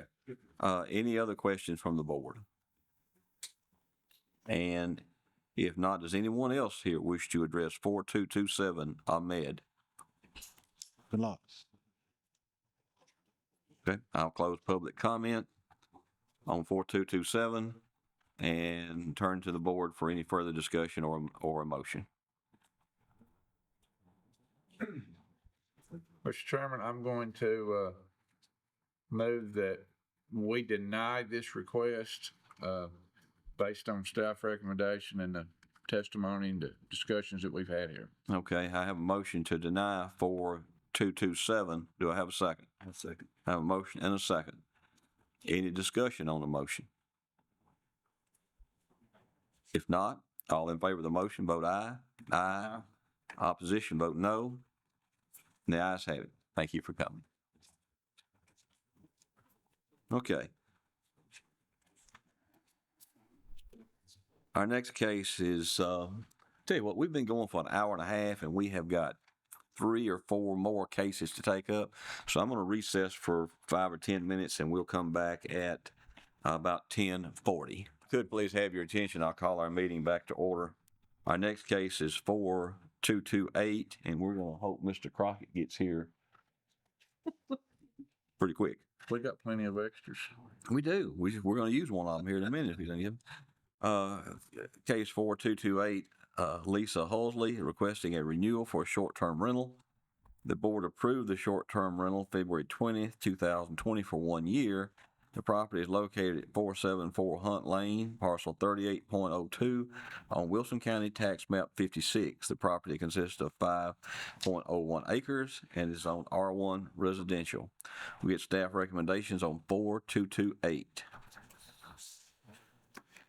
Mr. Chairman, the applicant is requesting to renew an approval for short-term rental. The short-term rental was granted for 1 year with the following conditions. The maximum number of occupants was proposed to be 6 occupants. The business plan is part of the approval. Any changes will require coming back from before the board, and the business plan staff received for this renewal with the application upholds the conditions listed above. The use and the amenities of the property have not changed, nor have there been any public complaints about the property to staff's knowledge. Staff can recommend approval of the request. Okay, who's here to represent 4228 Hulsley? Yes, ma'am. Lisa Halsey, Address? 692 Hunt Lane, Lebanon. Anything you'd like to tell the board? Nope, just, How many residents did we approve this for last time? I think it was 6. Six. It's a three bedroom, 2.5. Got you. Okay. Any questions from the board for the applicant?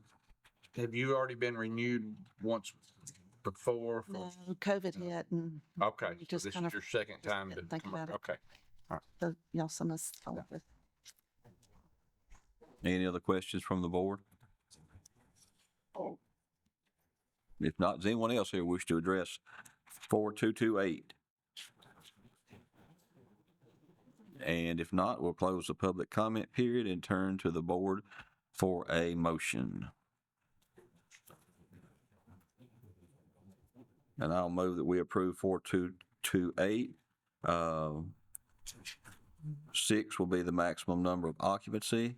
3-year time frame, same stipulations as in the original approval. Business plan to be part of the approval as well. Do I have a second? Second. I did. I put it in at 3 years. Okay, I'm sorry. My bad. Sorry. Who seconded? Crockett? Okay. Okay. I have a second. I did. That's good.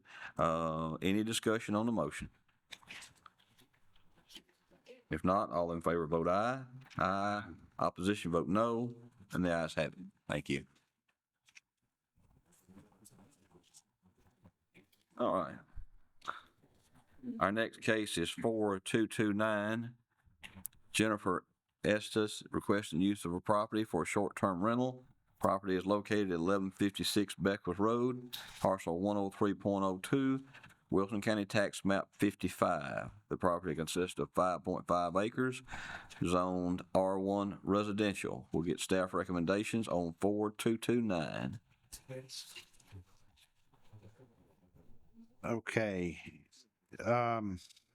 The applicant is requesting to use the property for a short-term rental. Staff has received a business plan stating how the applicant considers using the property. If the use is granted, staff recommends that the business plan be made a part of the approval and put the applicant on notice that if they are to add any sort of structure or expansion to the use of the property, they will have to come back before the board for a plot plan submittal and revised business plan approval. The business plan does not state the desired number of guests allowed per stay.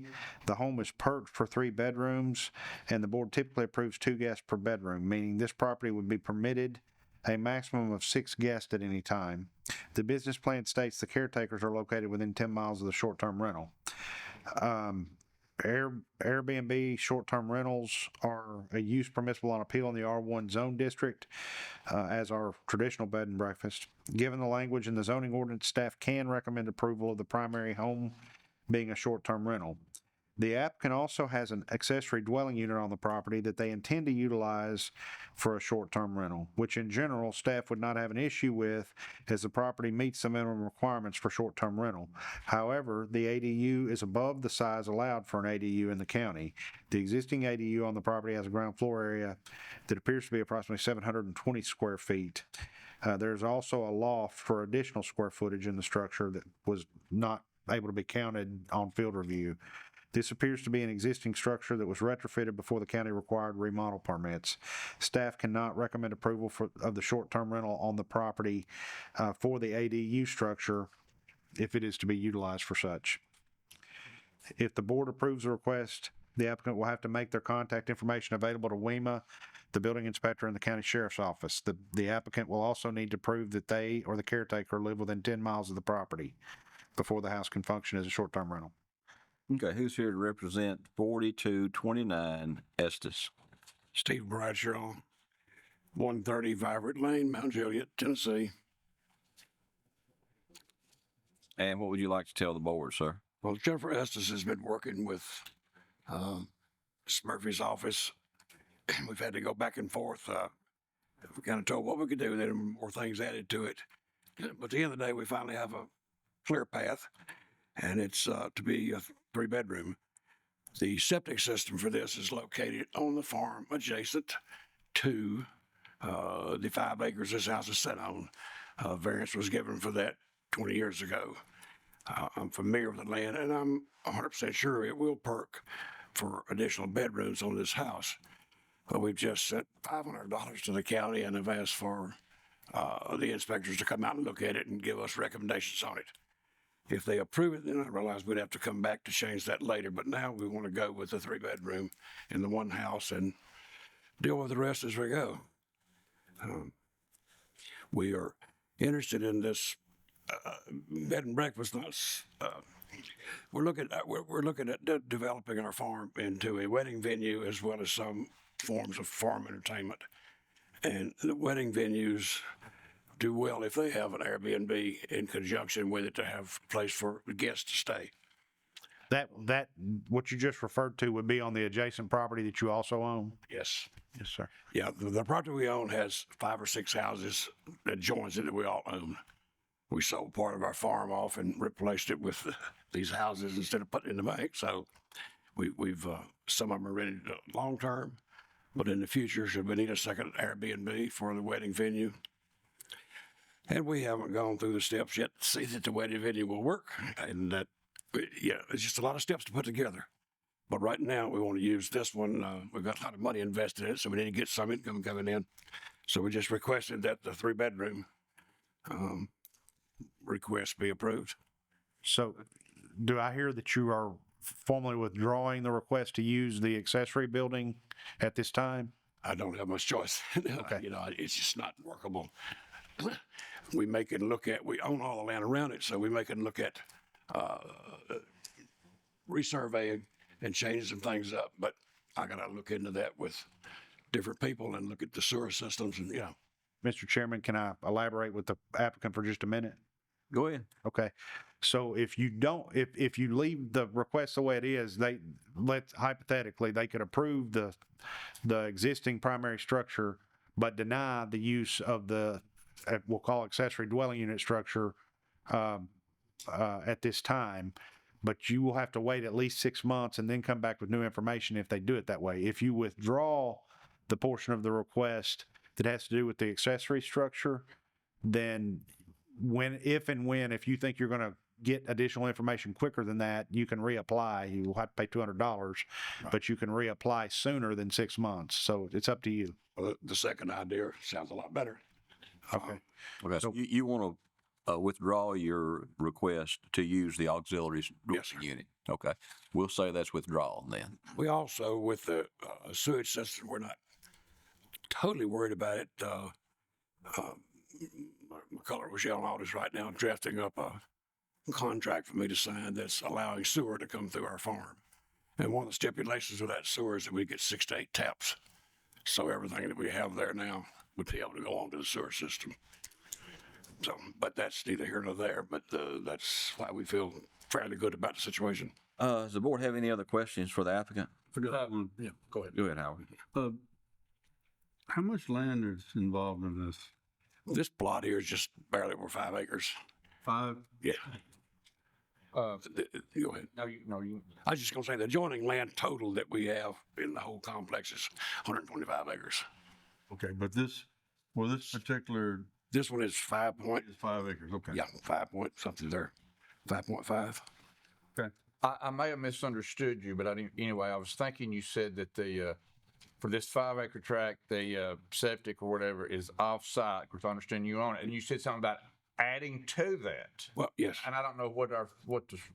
On 5 acre or better tracts, that is a interaction that occurs between the applicant and the state of Tennessee. It has nothing to do with us. If it's below 5, Offsite. they can. And they can add to it, and we have we're. Yes. all that. If it's, but if they have tracts that are below 5 acres, our subdivision authority applies there, and that's where you get into the whole issue about off-site septic. Okay. Good. I'm good with it if they're good with it. Yeah, this is a rocky area, and it was easier to put it on the rest of our farm than it was to. Okay. The board have any other questions for the applicant? Okay, if not, does anyone else here wish to address 4229? And seeing none, I'll close public comment on 4229 and turn it to the board for any further discussion or a motion. I'll make a motion to approve. Have a motion to approve 4229. Do I have a second? Second. Have a motion and a second. Let me offer an amendment that the business plan be made part of the approval. Maximum number of guests shall be 6. The time frame for this approval will be 1 year, and this approval applies to the primary residence only. Will y'all accept that amendment? Yes. Okay, they've accepted. So any discussion on the motion as amended?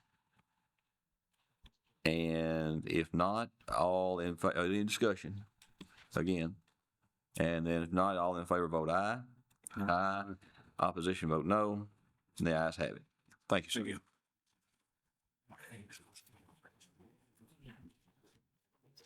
Who was the second? Howard. Okay, let's go back to 4218. And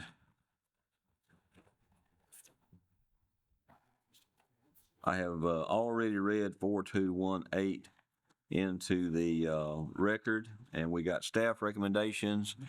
And then I asked who was here to represent 4218, and there was no one, but you're here now.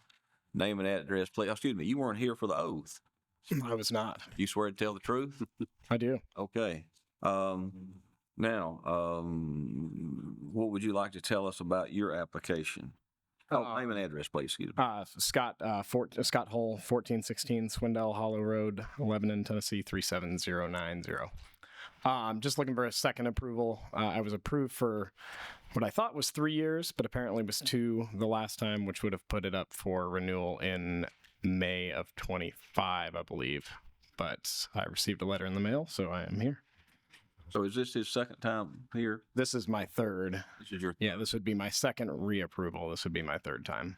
I had an approval in. He had an approval. I did find an approval that was done back in May of 2021. That was my initial approval. That was for 1 year, and then in 22 May, or it may have actually been April.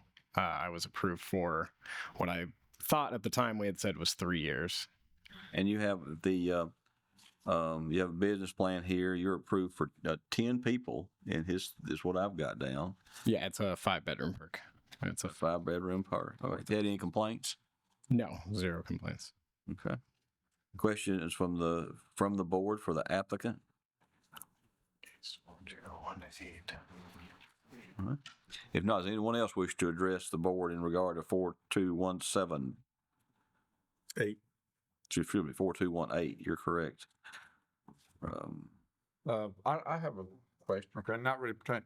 What's the maximum occupancy before they have to do something with the fire codes or 10? Does he meet that or not? It's above 10, right? Above 10, okay. Okay. If there's no one else here to address 4218, Mr. Hull, then we'll close public comment and turn to the board for a motion.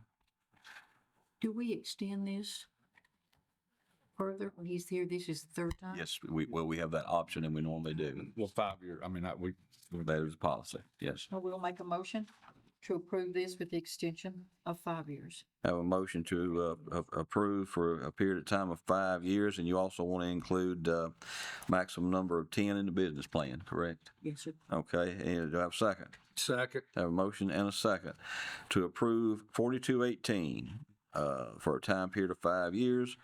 The original business plan will be part of the approval. Maximum number of occupants to be 10. So any discussion? And if there is no discussion, all in favor vote aye. Aye. Opposition vote no.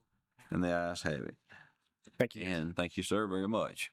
Everyone got a copy of the proposed calendar in their packet for the Board of Zoning and Appeals. Karen and I have chatted a little bit, and I would like to make a motion that we approve the calendar with one change, and that is the meeting for the month of April.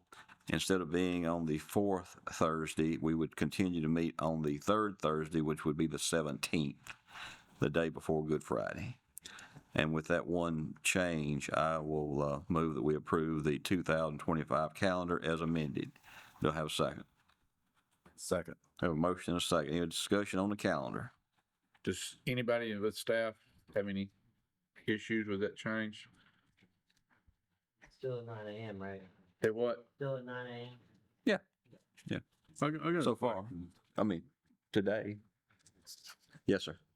What was the reason in the first place to do 4th Thursday in April? Well, the Good Friday is the next day, and that's when the Planning Commission met. And originally they thought, well, if we're moving the Planning Commission, we might as well move the Zoning Board. But after, my opinion is, it's not a holiday.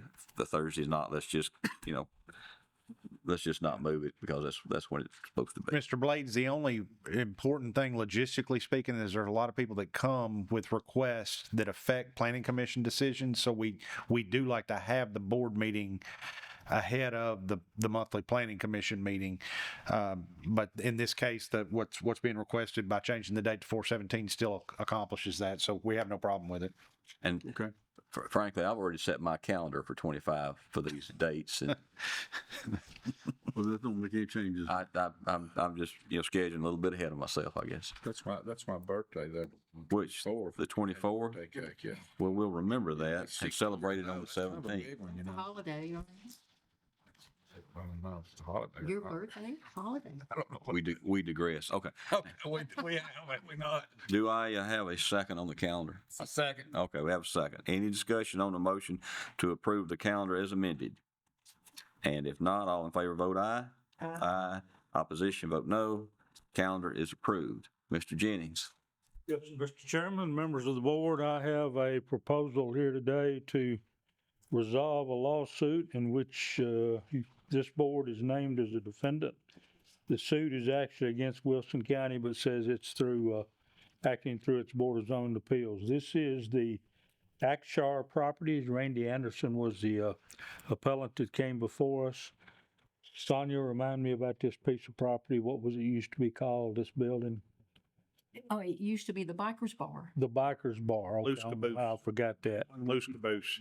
The what? Loose caboose. Loose Caboose. I don't know how I forgot that either. We don't have things like that around Watertown. But anyway, we denied their variance that day on there were several discussions, several different items discussed, whether or not the property was grandfathered. question about curb cuts, question about building materials, question about landscaping, and then the question about the sewer. And I think that may have been the thing that brought the most discussion, although I've slept a lot since then and y'all have had a lot of cases since then that I don't know that, I hope I'm reflecting this adequately to you.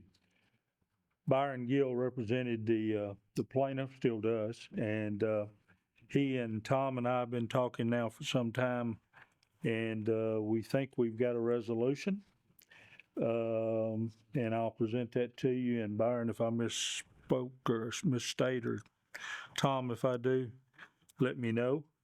But what the Axar Properties, Mr. Anderson is prepared to withdraw any variance requests related to the curb cuts or building material standards. He has resubmitted a site plan to the Planning Commission meeting for tomorrow, and of course that can't go forward unless this is resolved. But the redesigned plan has revisions to the parking area, to remove a portion of the entrance, to add a grass area to comply with the curb cut requirement.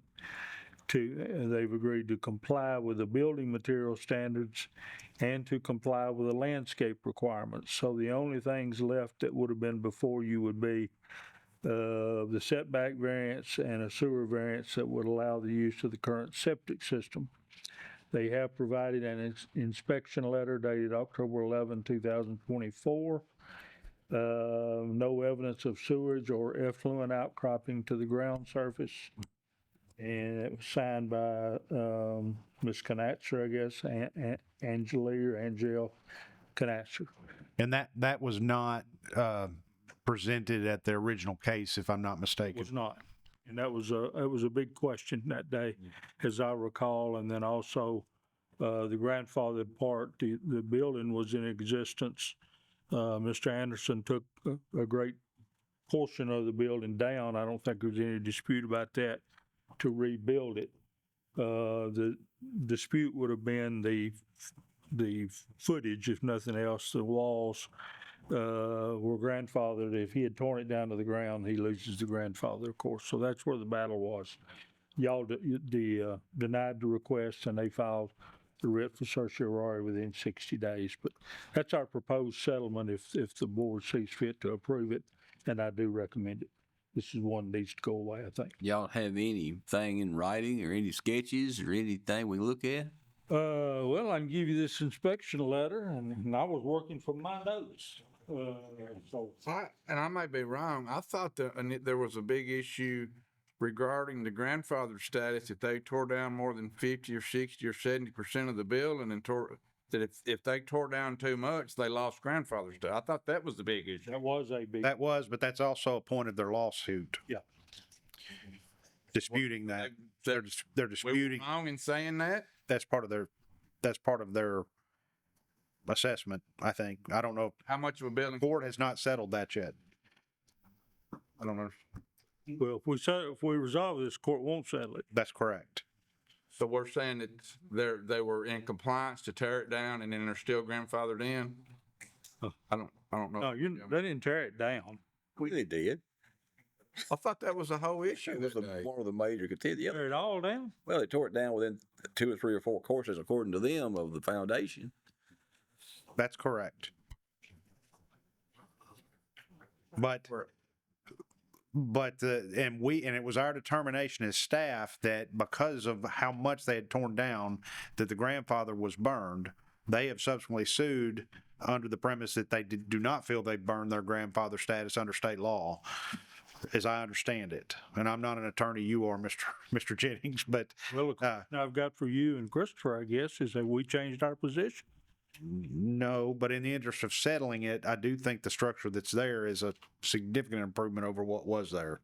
I know that's a factor. Yeah. That's what I got for you. Did you have a site plan? I thought there was a state law about how much of a building could be tore down and still, I thought that was read the day of. It was. I don't know. So, yeah. I wish you would. I've got a question. It's a rough week, had it, Mike? Basically, not much different from any other rest. It ain't over yet. My question is just short answer, basically, what did the lawsuit feel like we did wrong? What did we do wrong?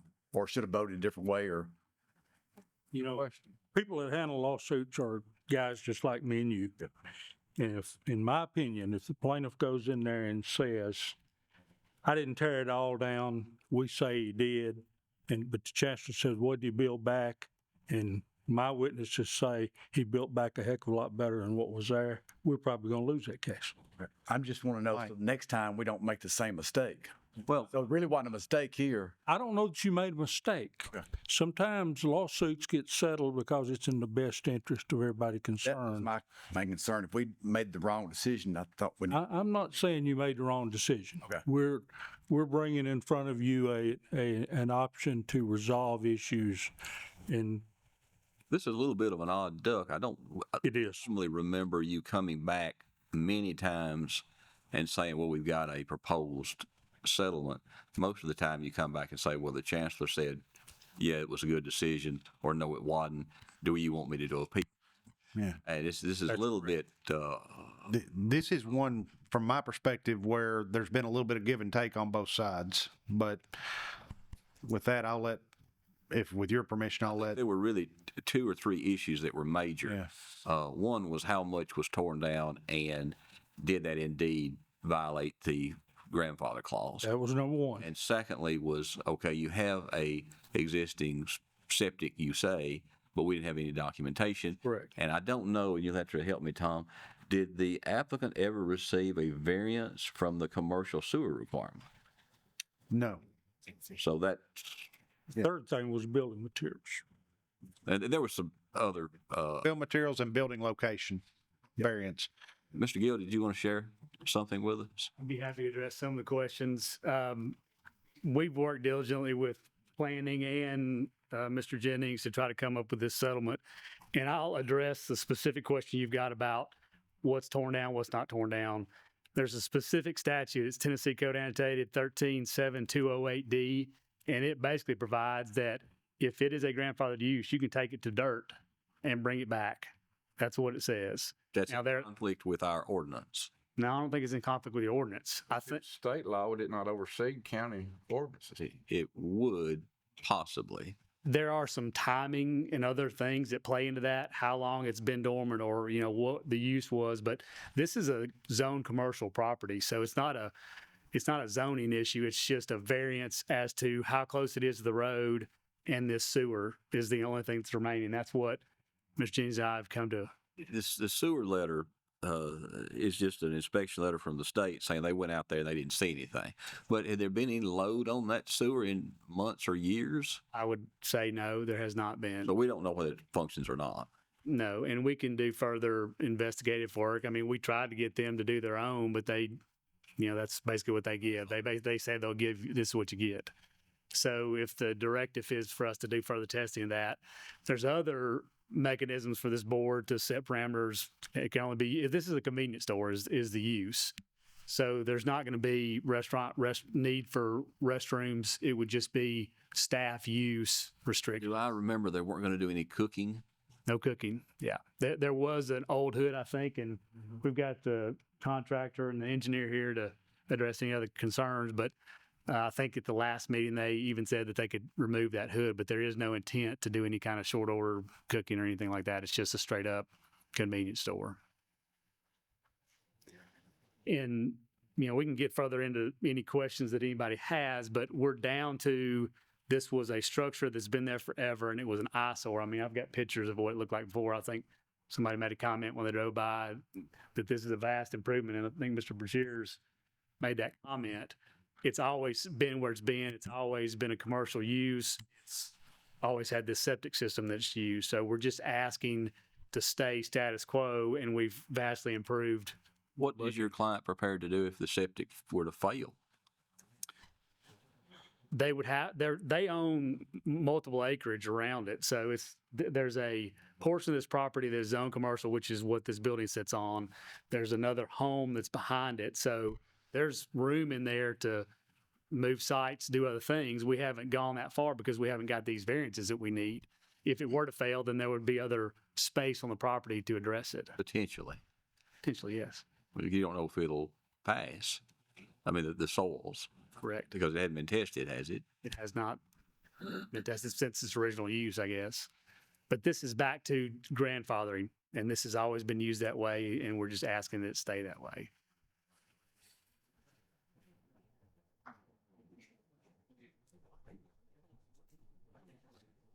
Mr. Jennings, you're our attorney. Tell us about this statue that says you can take it to the ground and you're good. Let me tell you some other things before we get to that. First of all, I represent y'all. If y'all don't want to settle it, you say so. We'll go right on with it. But we won a grandfather case, a very significant grandfather case on this rock quarry out here at Tucker's. The argument was that it was grandfathered in. And we proved that it had been dormant for a period of time, and the chancellor agreed. I'm not so sure I want to go with another grandfather case right now. I like the way we finished up on that one. And that's a factor for now. It's not one that I can say in court, obviously. But I guess I'm on the record. It's being filmed and being taken down. But the grandfather clause is very much still up in the air, in my opinion. I don't know that I agree that it's as clear as Byron says, but I do know there's a lot of wiggle room in there on grandfather. And keep in mind that we are the government, and the people that come in front of us are the citizens. And most of the time when citizen versus government and all things are equal, government loses. I assume that since they're going to go to the planning tomorrow, potentially, they have plans, site plans, documents and whatnot that have been prepared to and submitted to the planning commission. I think that's right. They have submitted a site plan. Be happy to show that if you'd like to see it. Yeah, it's a lot of information, and it normally takes me a little while to look at such a thing. So, and let me say too, this didn't come before you in the last day or two. We've been talking, but we finalized it actually the day before yesterday. So it couldn't have been advertised, or I couldn't have got anything out to you. From staff's perspective, part of the reason that we're willing to consider settlement is they did come in initially with several variance requests, and on their side of the table, they are effectively by this settlement withdrawing at least one of those requests, two of those requests with regard to building material and landscaping. They're agreeing to comply with those requests. They're also requiring, right now or prior to this construction, the original commercial development that was there had an unlimited curb cut on a state route.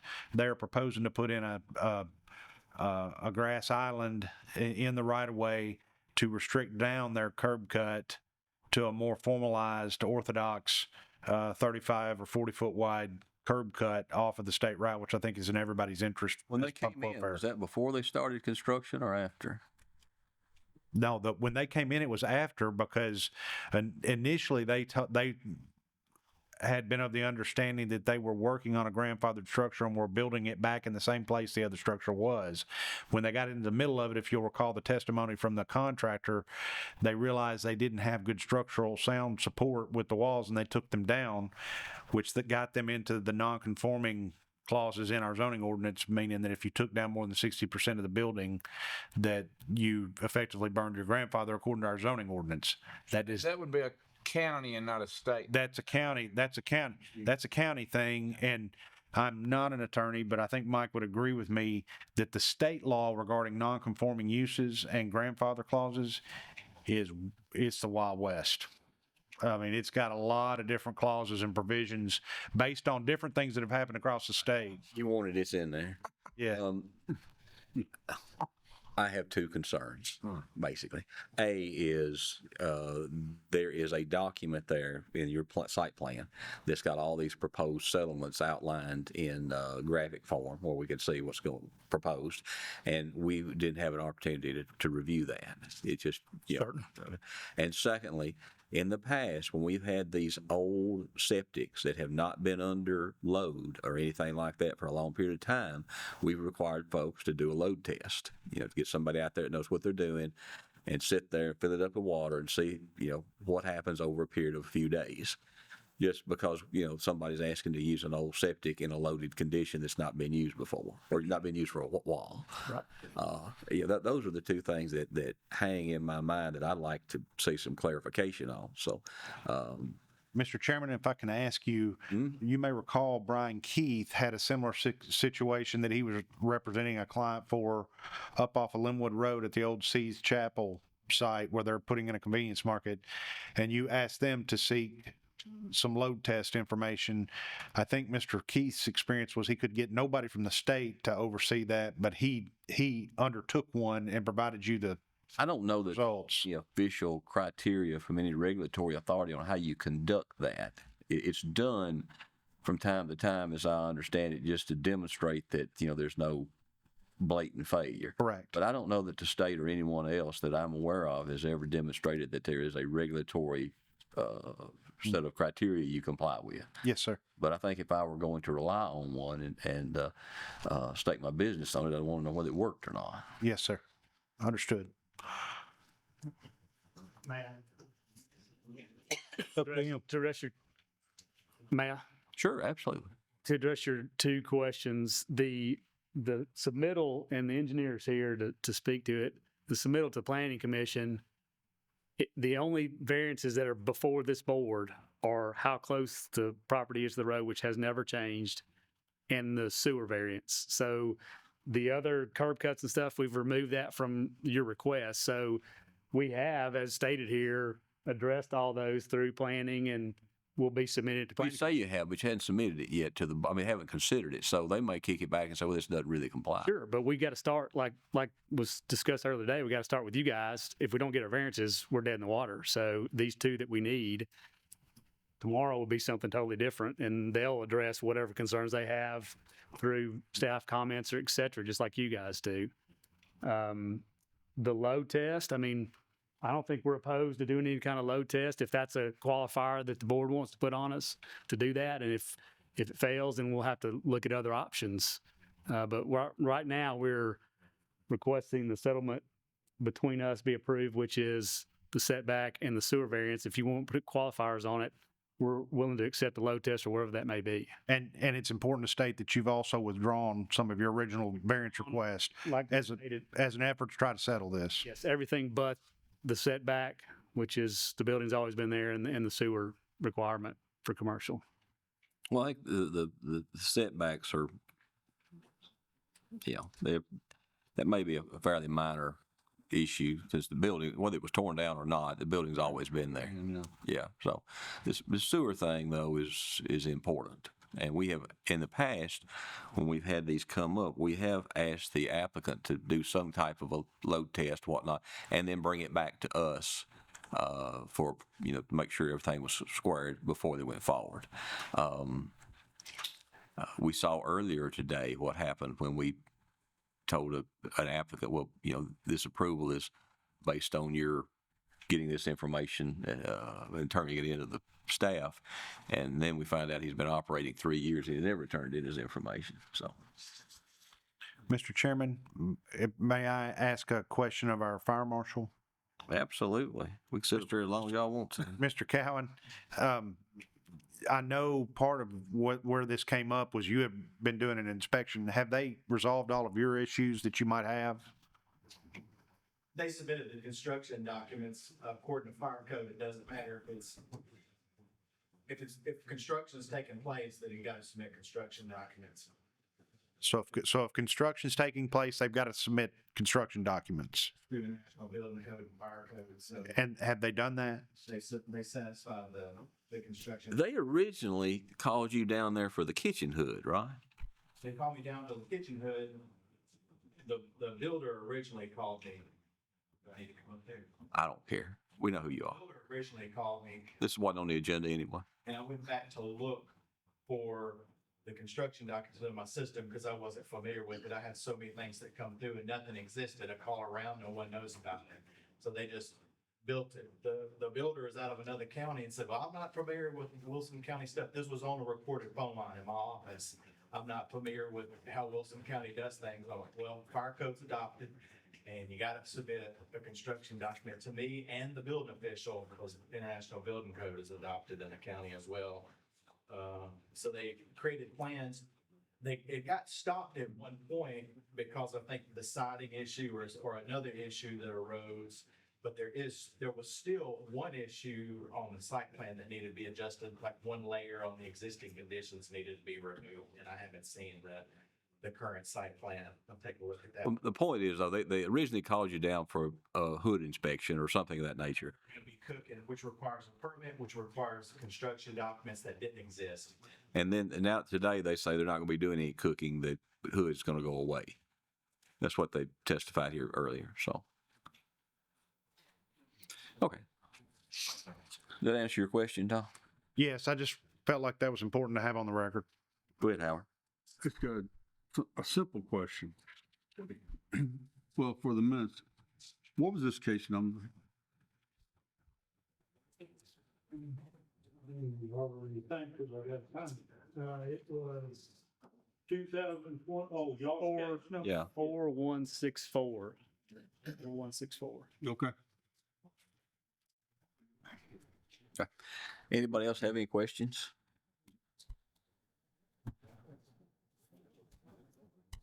What do we need to look at absolutely to bring here to this board that will resolve this case? Well, I'll just speak from what I've heard the last 10 minutes. It sounds like you want to see what Where we talking? Byron has showed you, and then also this load test or whatever is involved in that. That's what it sounds like to me. Am I missing anything there? I think it would be, I mean, for me to be comfortable, I would like to be able to look at the plans for some period of time. Yeah. Just, like we normally do, like we normally get to. And I would like to have some assurance about the septic performance. Okay.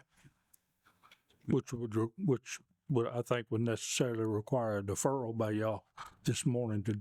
It would, but I feel like those couple of things need, if they're going to go forward with the planning commission and say, okay, this is what we've got. I just like to see how this thing's going to work. And also, somebody investigate, like, does a soil scientist, is he the person that's supposed to be doing a load test, or is there one that's certified or not certified? I think there's a lot of question of, is there codes out there or parameters for a load test? Because I can't imagine somebody telling me I can go out there and do a load test on my septic tank. Oh yeah, it's good. I'm not saying that would happen, but I think there ought to be somewhere that shows it's certified and it's done a proper procedure of how it's supposed to be done.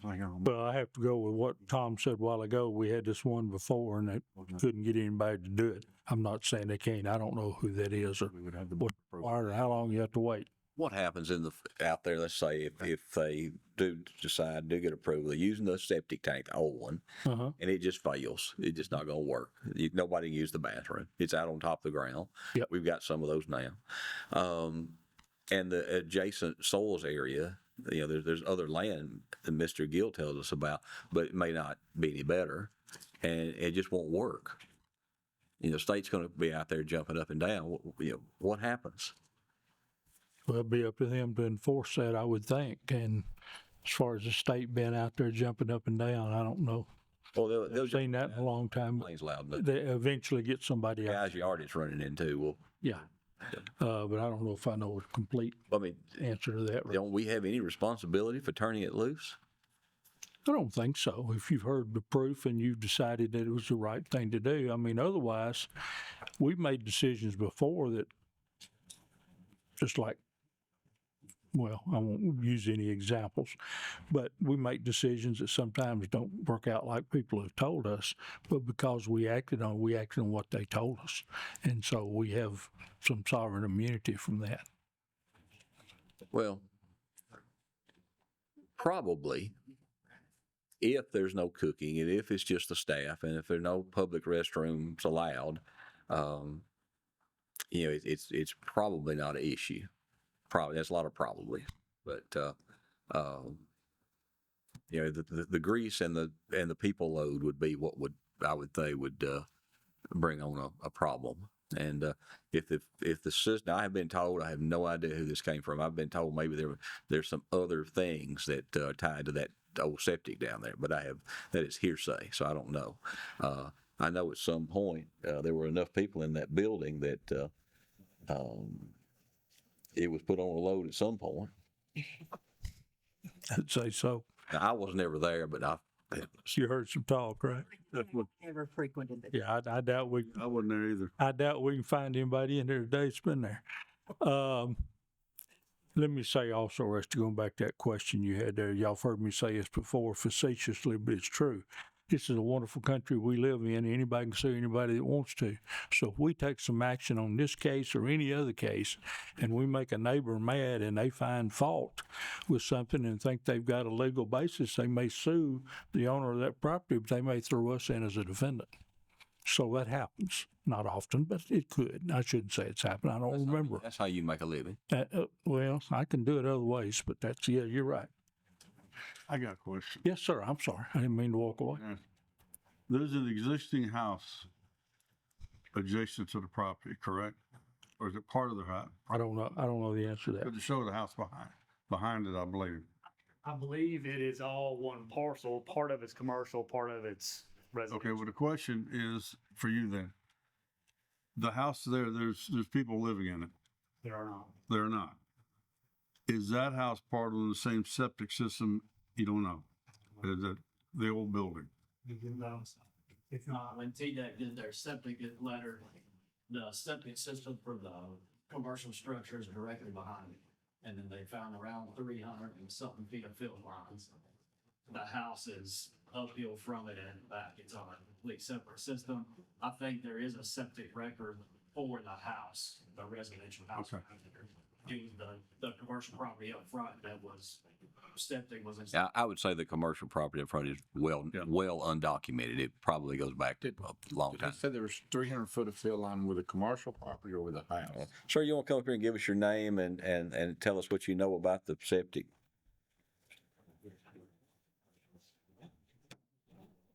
Yeah, Randy Anderson, 3588 Linwood Road. So the existing septic is probably, I'm gonna guess. How do you fit into this puzzle? Around, kind of project manager, the one doing most of the construction of it. I got you. So tied into the existing sewer that was just already there. Even when we started, there was beer cans and stuff, if you will, inside the building. So it was used prior to us starting, before they closed on the real estate transaction. So you could tell, and we had no signs of any kind of septic failure at that time when we started the project. So the tank is directly behind the building, maybe 35 feet, and TDEC found it, located field lines, and how provided many lines did they locate? 300 feet is what they located. With the commercial property. Yes, with that. How did Yeah. they do that? A rod, I guess. I don't know. I wasn't there when they physically done it, but whenever they called me on the phone, they was just like, we located the septic in around 300 feet of field lines. So that's all the information they gave. So they sent the letter. Documentation on this 300 feet at all other than just we got The letter? I don't think he mentioned it. Yeah, I don't know if it got it here. I don't think it mentioned. Okay, yeah, I don't know if they mentioned it. You got the second page, it shows a little diagram, but. Okay, yeah. Yeah, they just show the building, the house, the approximate location of the tank, and say it's not, no evidence of failure. Right. Okay. But you're saying they probed it? Yes, sir. They didn't dig it? No, they didn't dig. Okay. Okay. Any other questions from the board?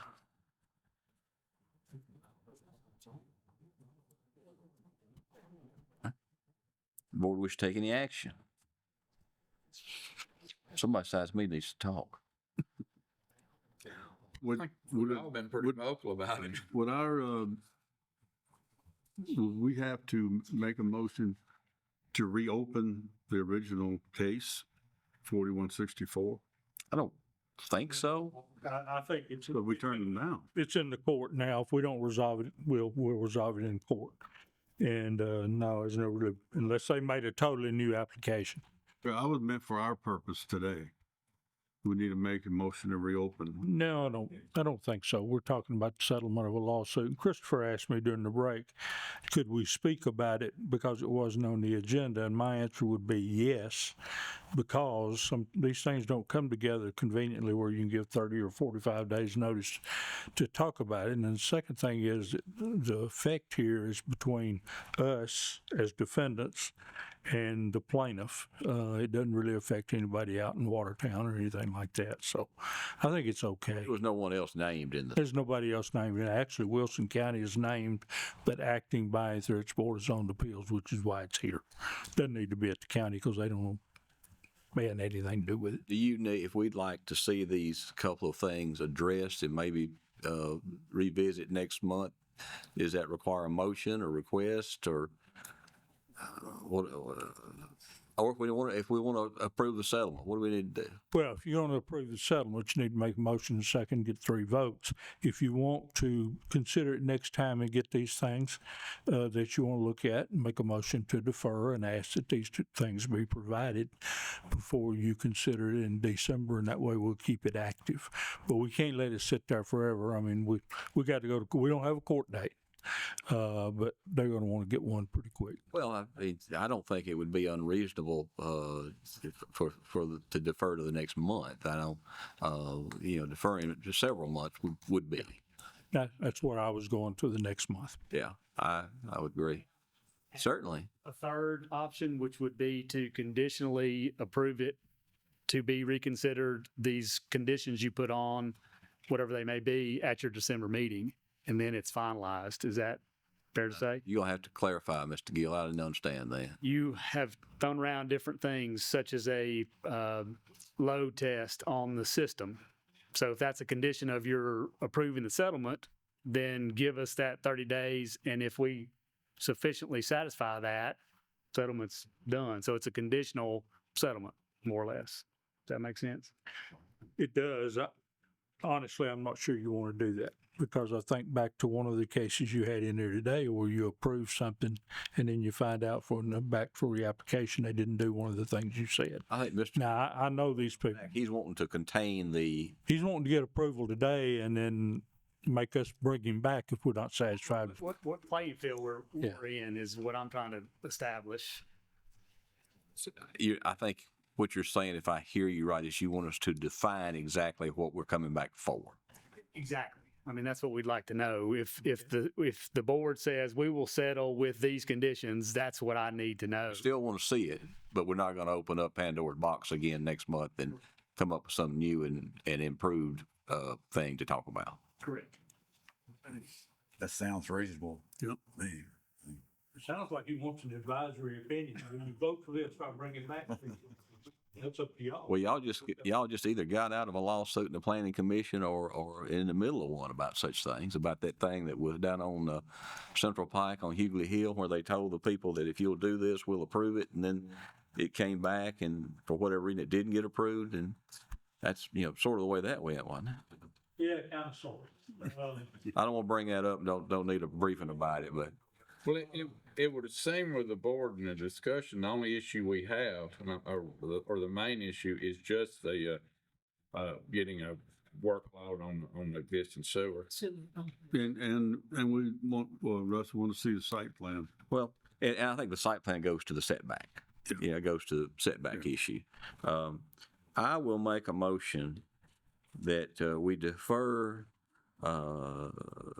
this request until our December meeting, and that we would like to see the site plan provided to the board that's being proposed to the planning commission, or will be proposed, that the septic system be tested by load test by a competent engineer or soil scientist, and I think the setback issue goes with the site plan. If the applicant provides these 3 pieces of information to our satisfaction, then we would consider settlement. What was the third item? Site plan showing the site plan being item A1, site plan with setbacks being 1B and the septic tank issue. being.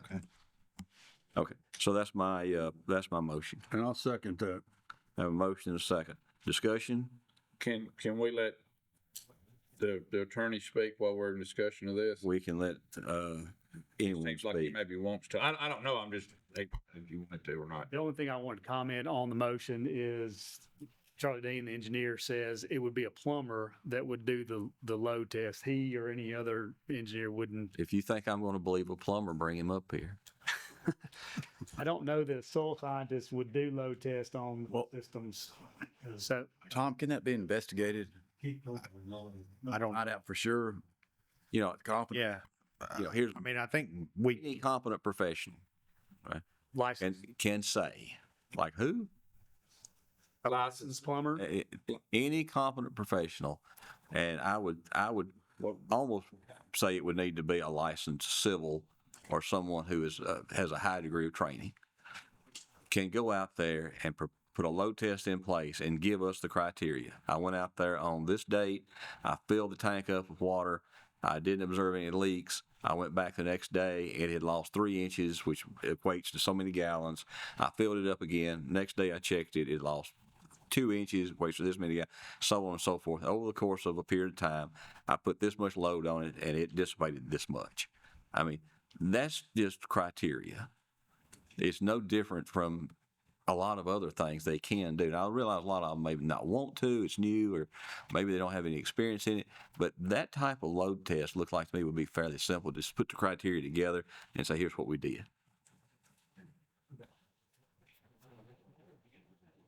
Yes, sir. As far as the site plan, sent in ahead of time.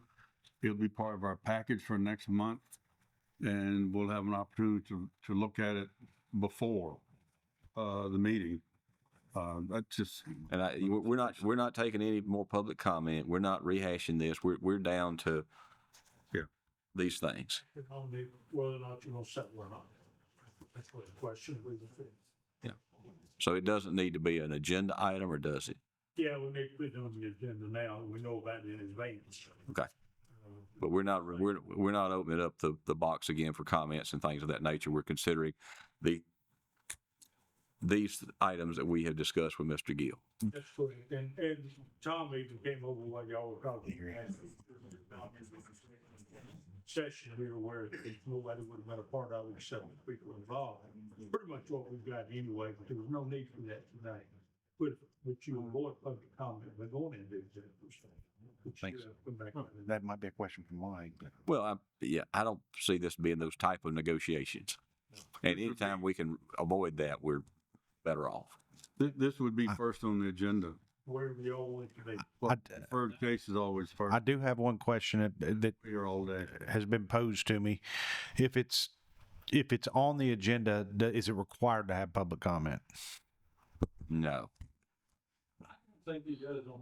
Yeah. Yeah.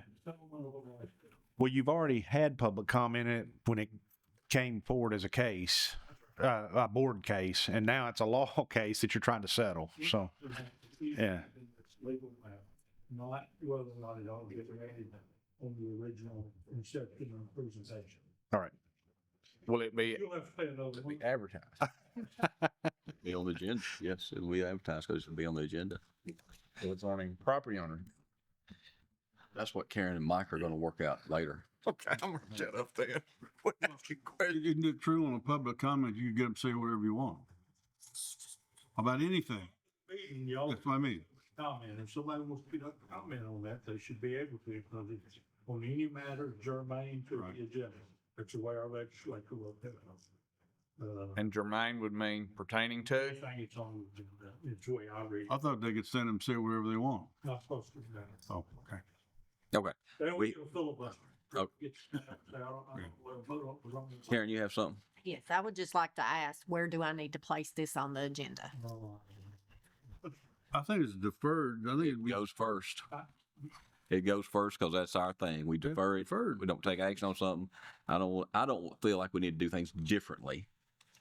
Just wanted to make sure, Well, these folks Put it on the agenda. fine with it going first. Yeah, I don't think he wants to sit here another day. But Does it need to be listed as like a settlement decision because we're not having it apply. it's, yeah, we just don't need to break. We're not it won't be given a case number like the last time you spoke. I think we spoke on it the last time. Use the case, original case number. That was denied. Use the original case number. You want me to use the original? Just- Just wait for I do too. proposed settlement in Chapter Court lawsuit of Akbari versus Wilson County Board of Zoning Appeals. All right, we have a motion. I have a second. Any further discussion? One more thing, on the load test, could they also run a dye test on it? That way that would, Well, that might be something they would put in their criteria. Yes, sir. But that's up to the professional that does the test. I mean, that would be a good idea. That'd be a great idea. But if you're out there and you're doing this test and within 40 feet of where you're putting water in a tank, you've got water out of the ground, that should be an indication there's somewhat of a failure, but it wouldn't hurt to do a dye test. But that's what, when they write this up in the report and bring it back to us, what they did and how they did it ought to be part of the summary. Any other discussion? If not, all in favor of the motion as stated, vote aye. Aye. Opposition, vote no. And the ayes have it.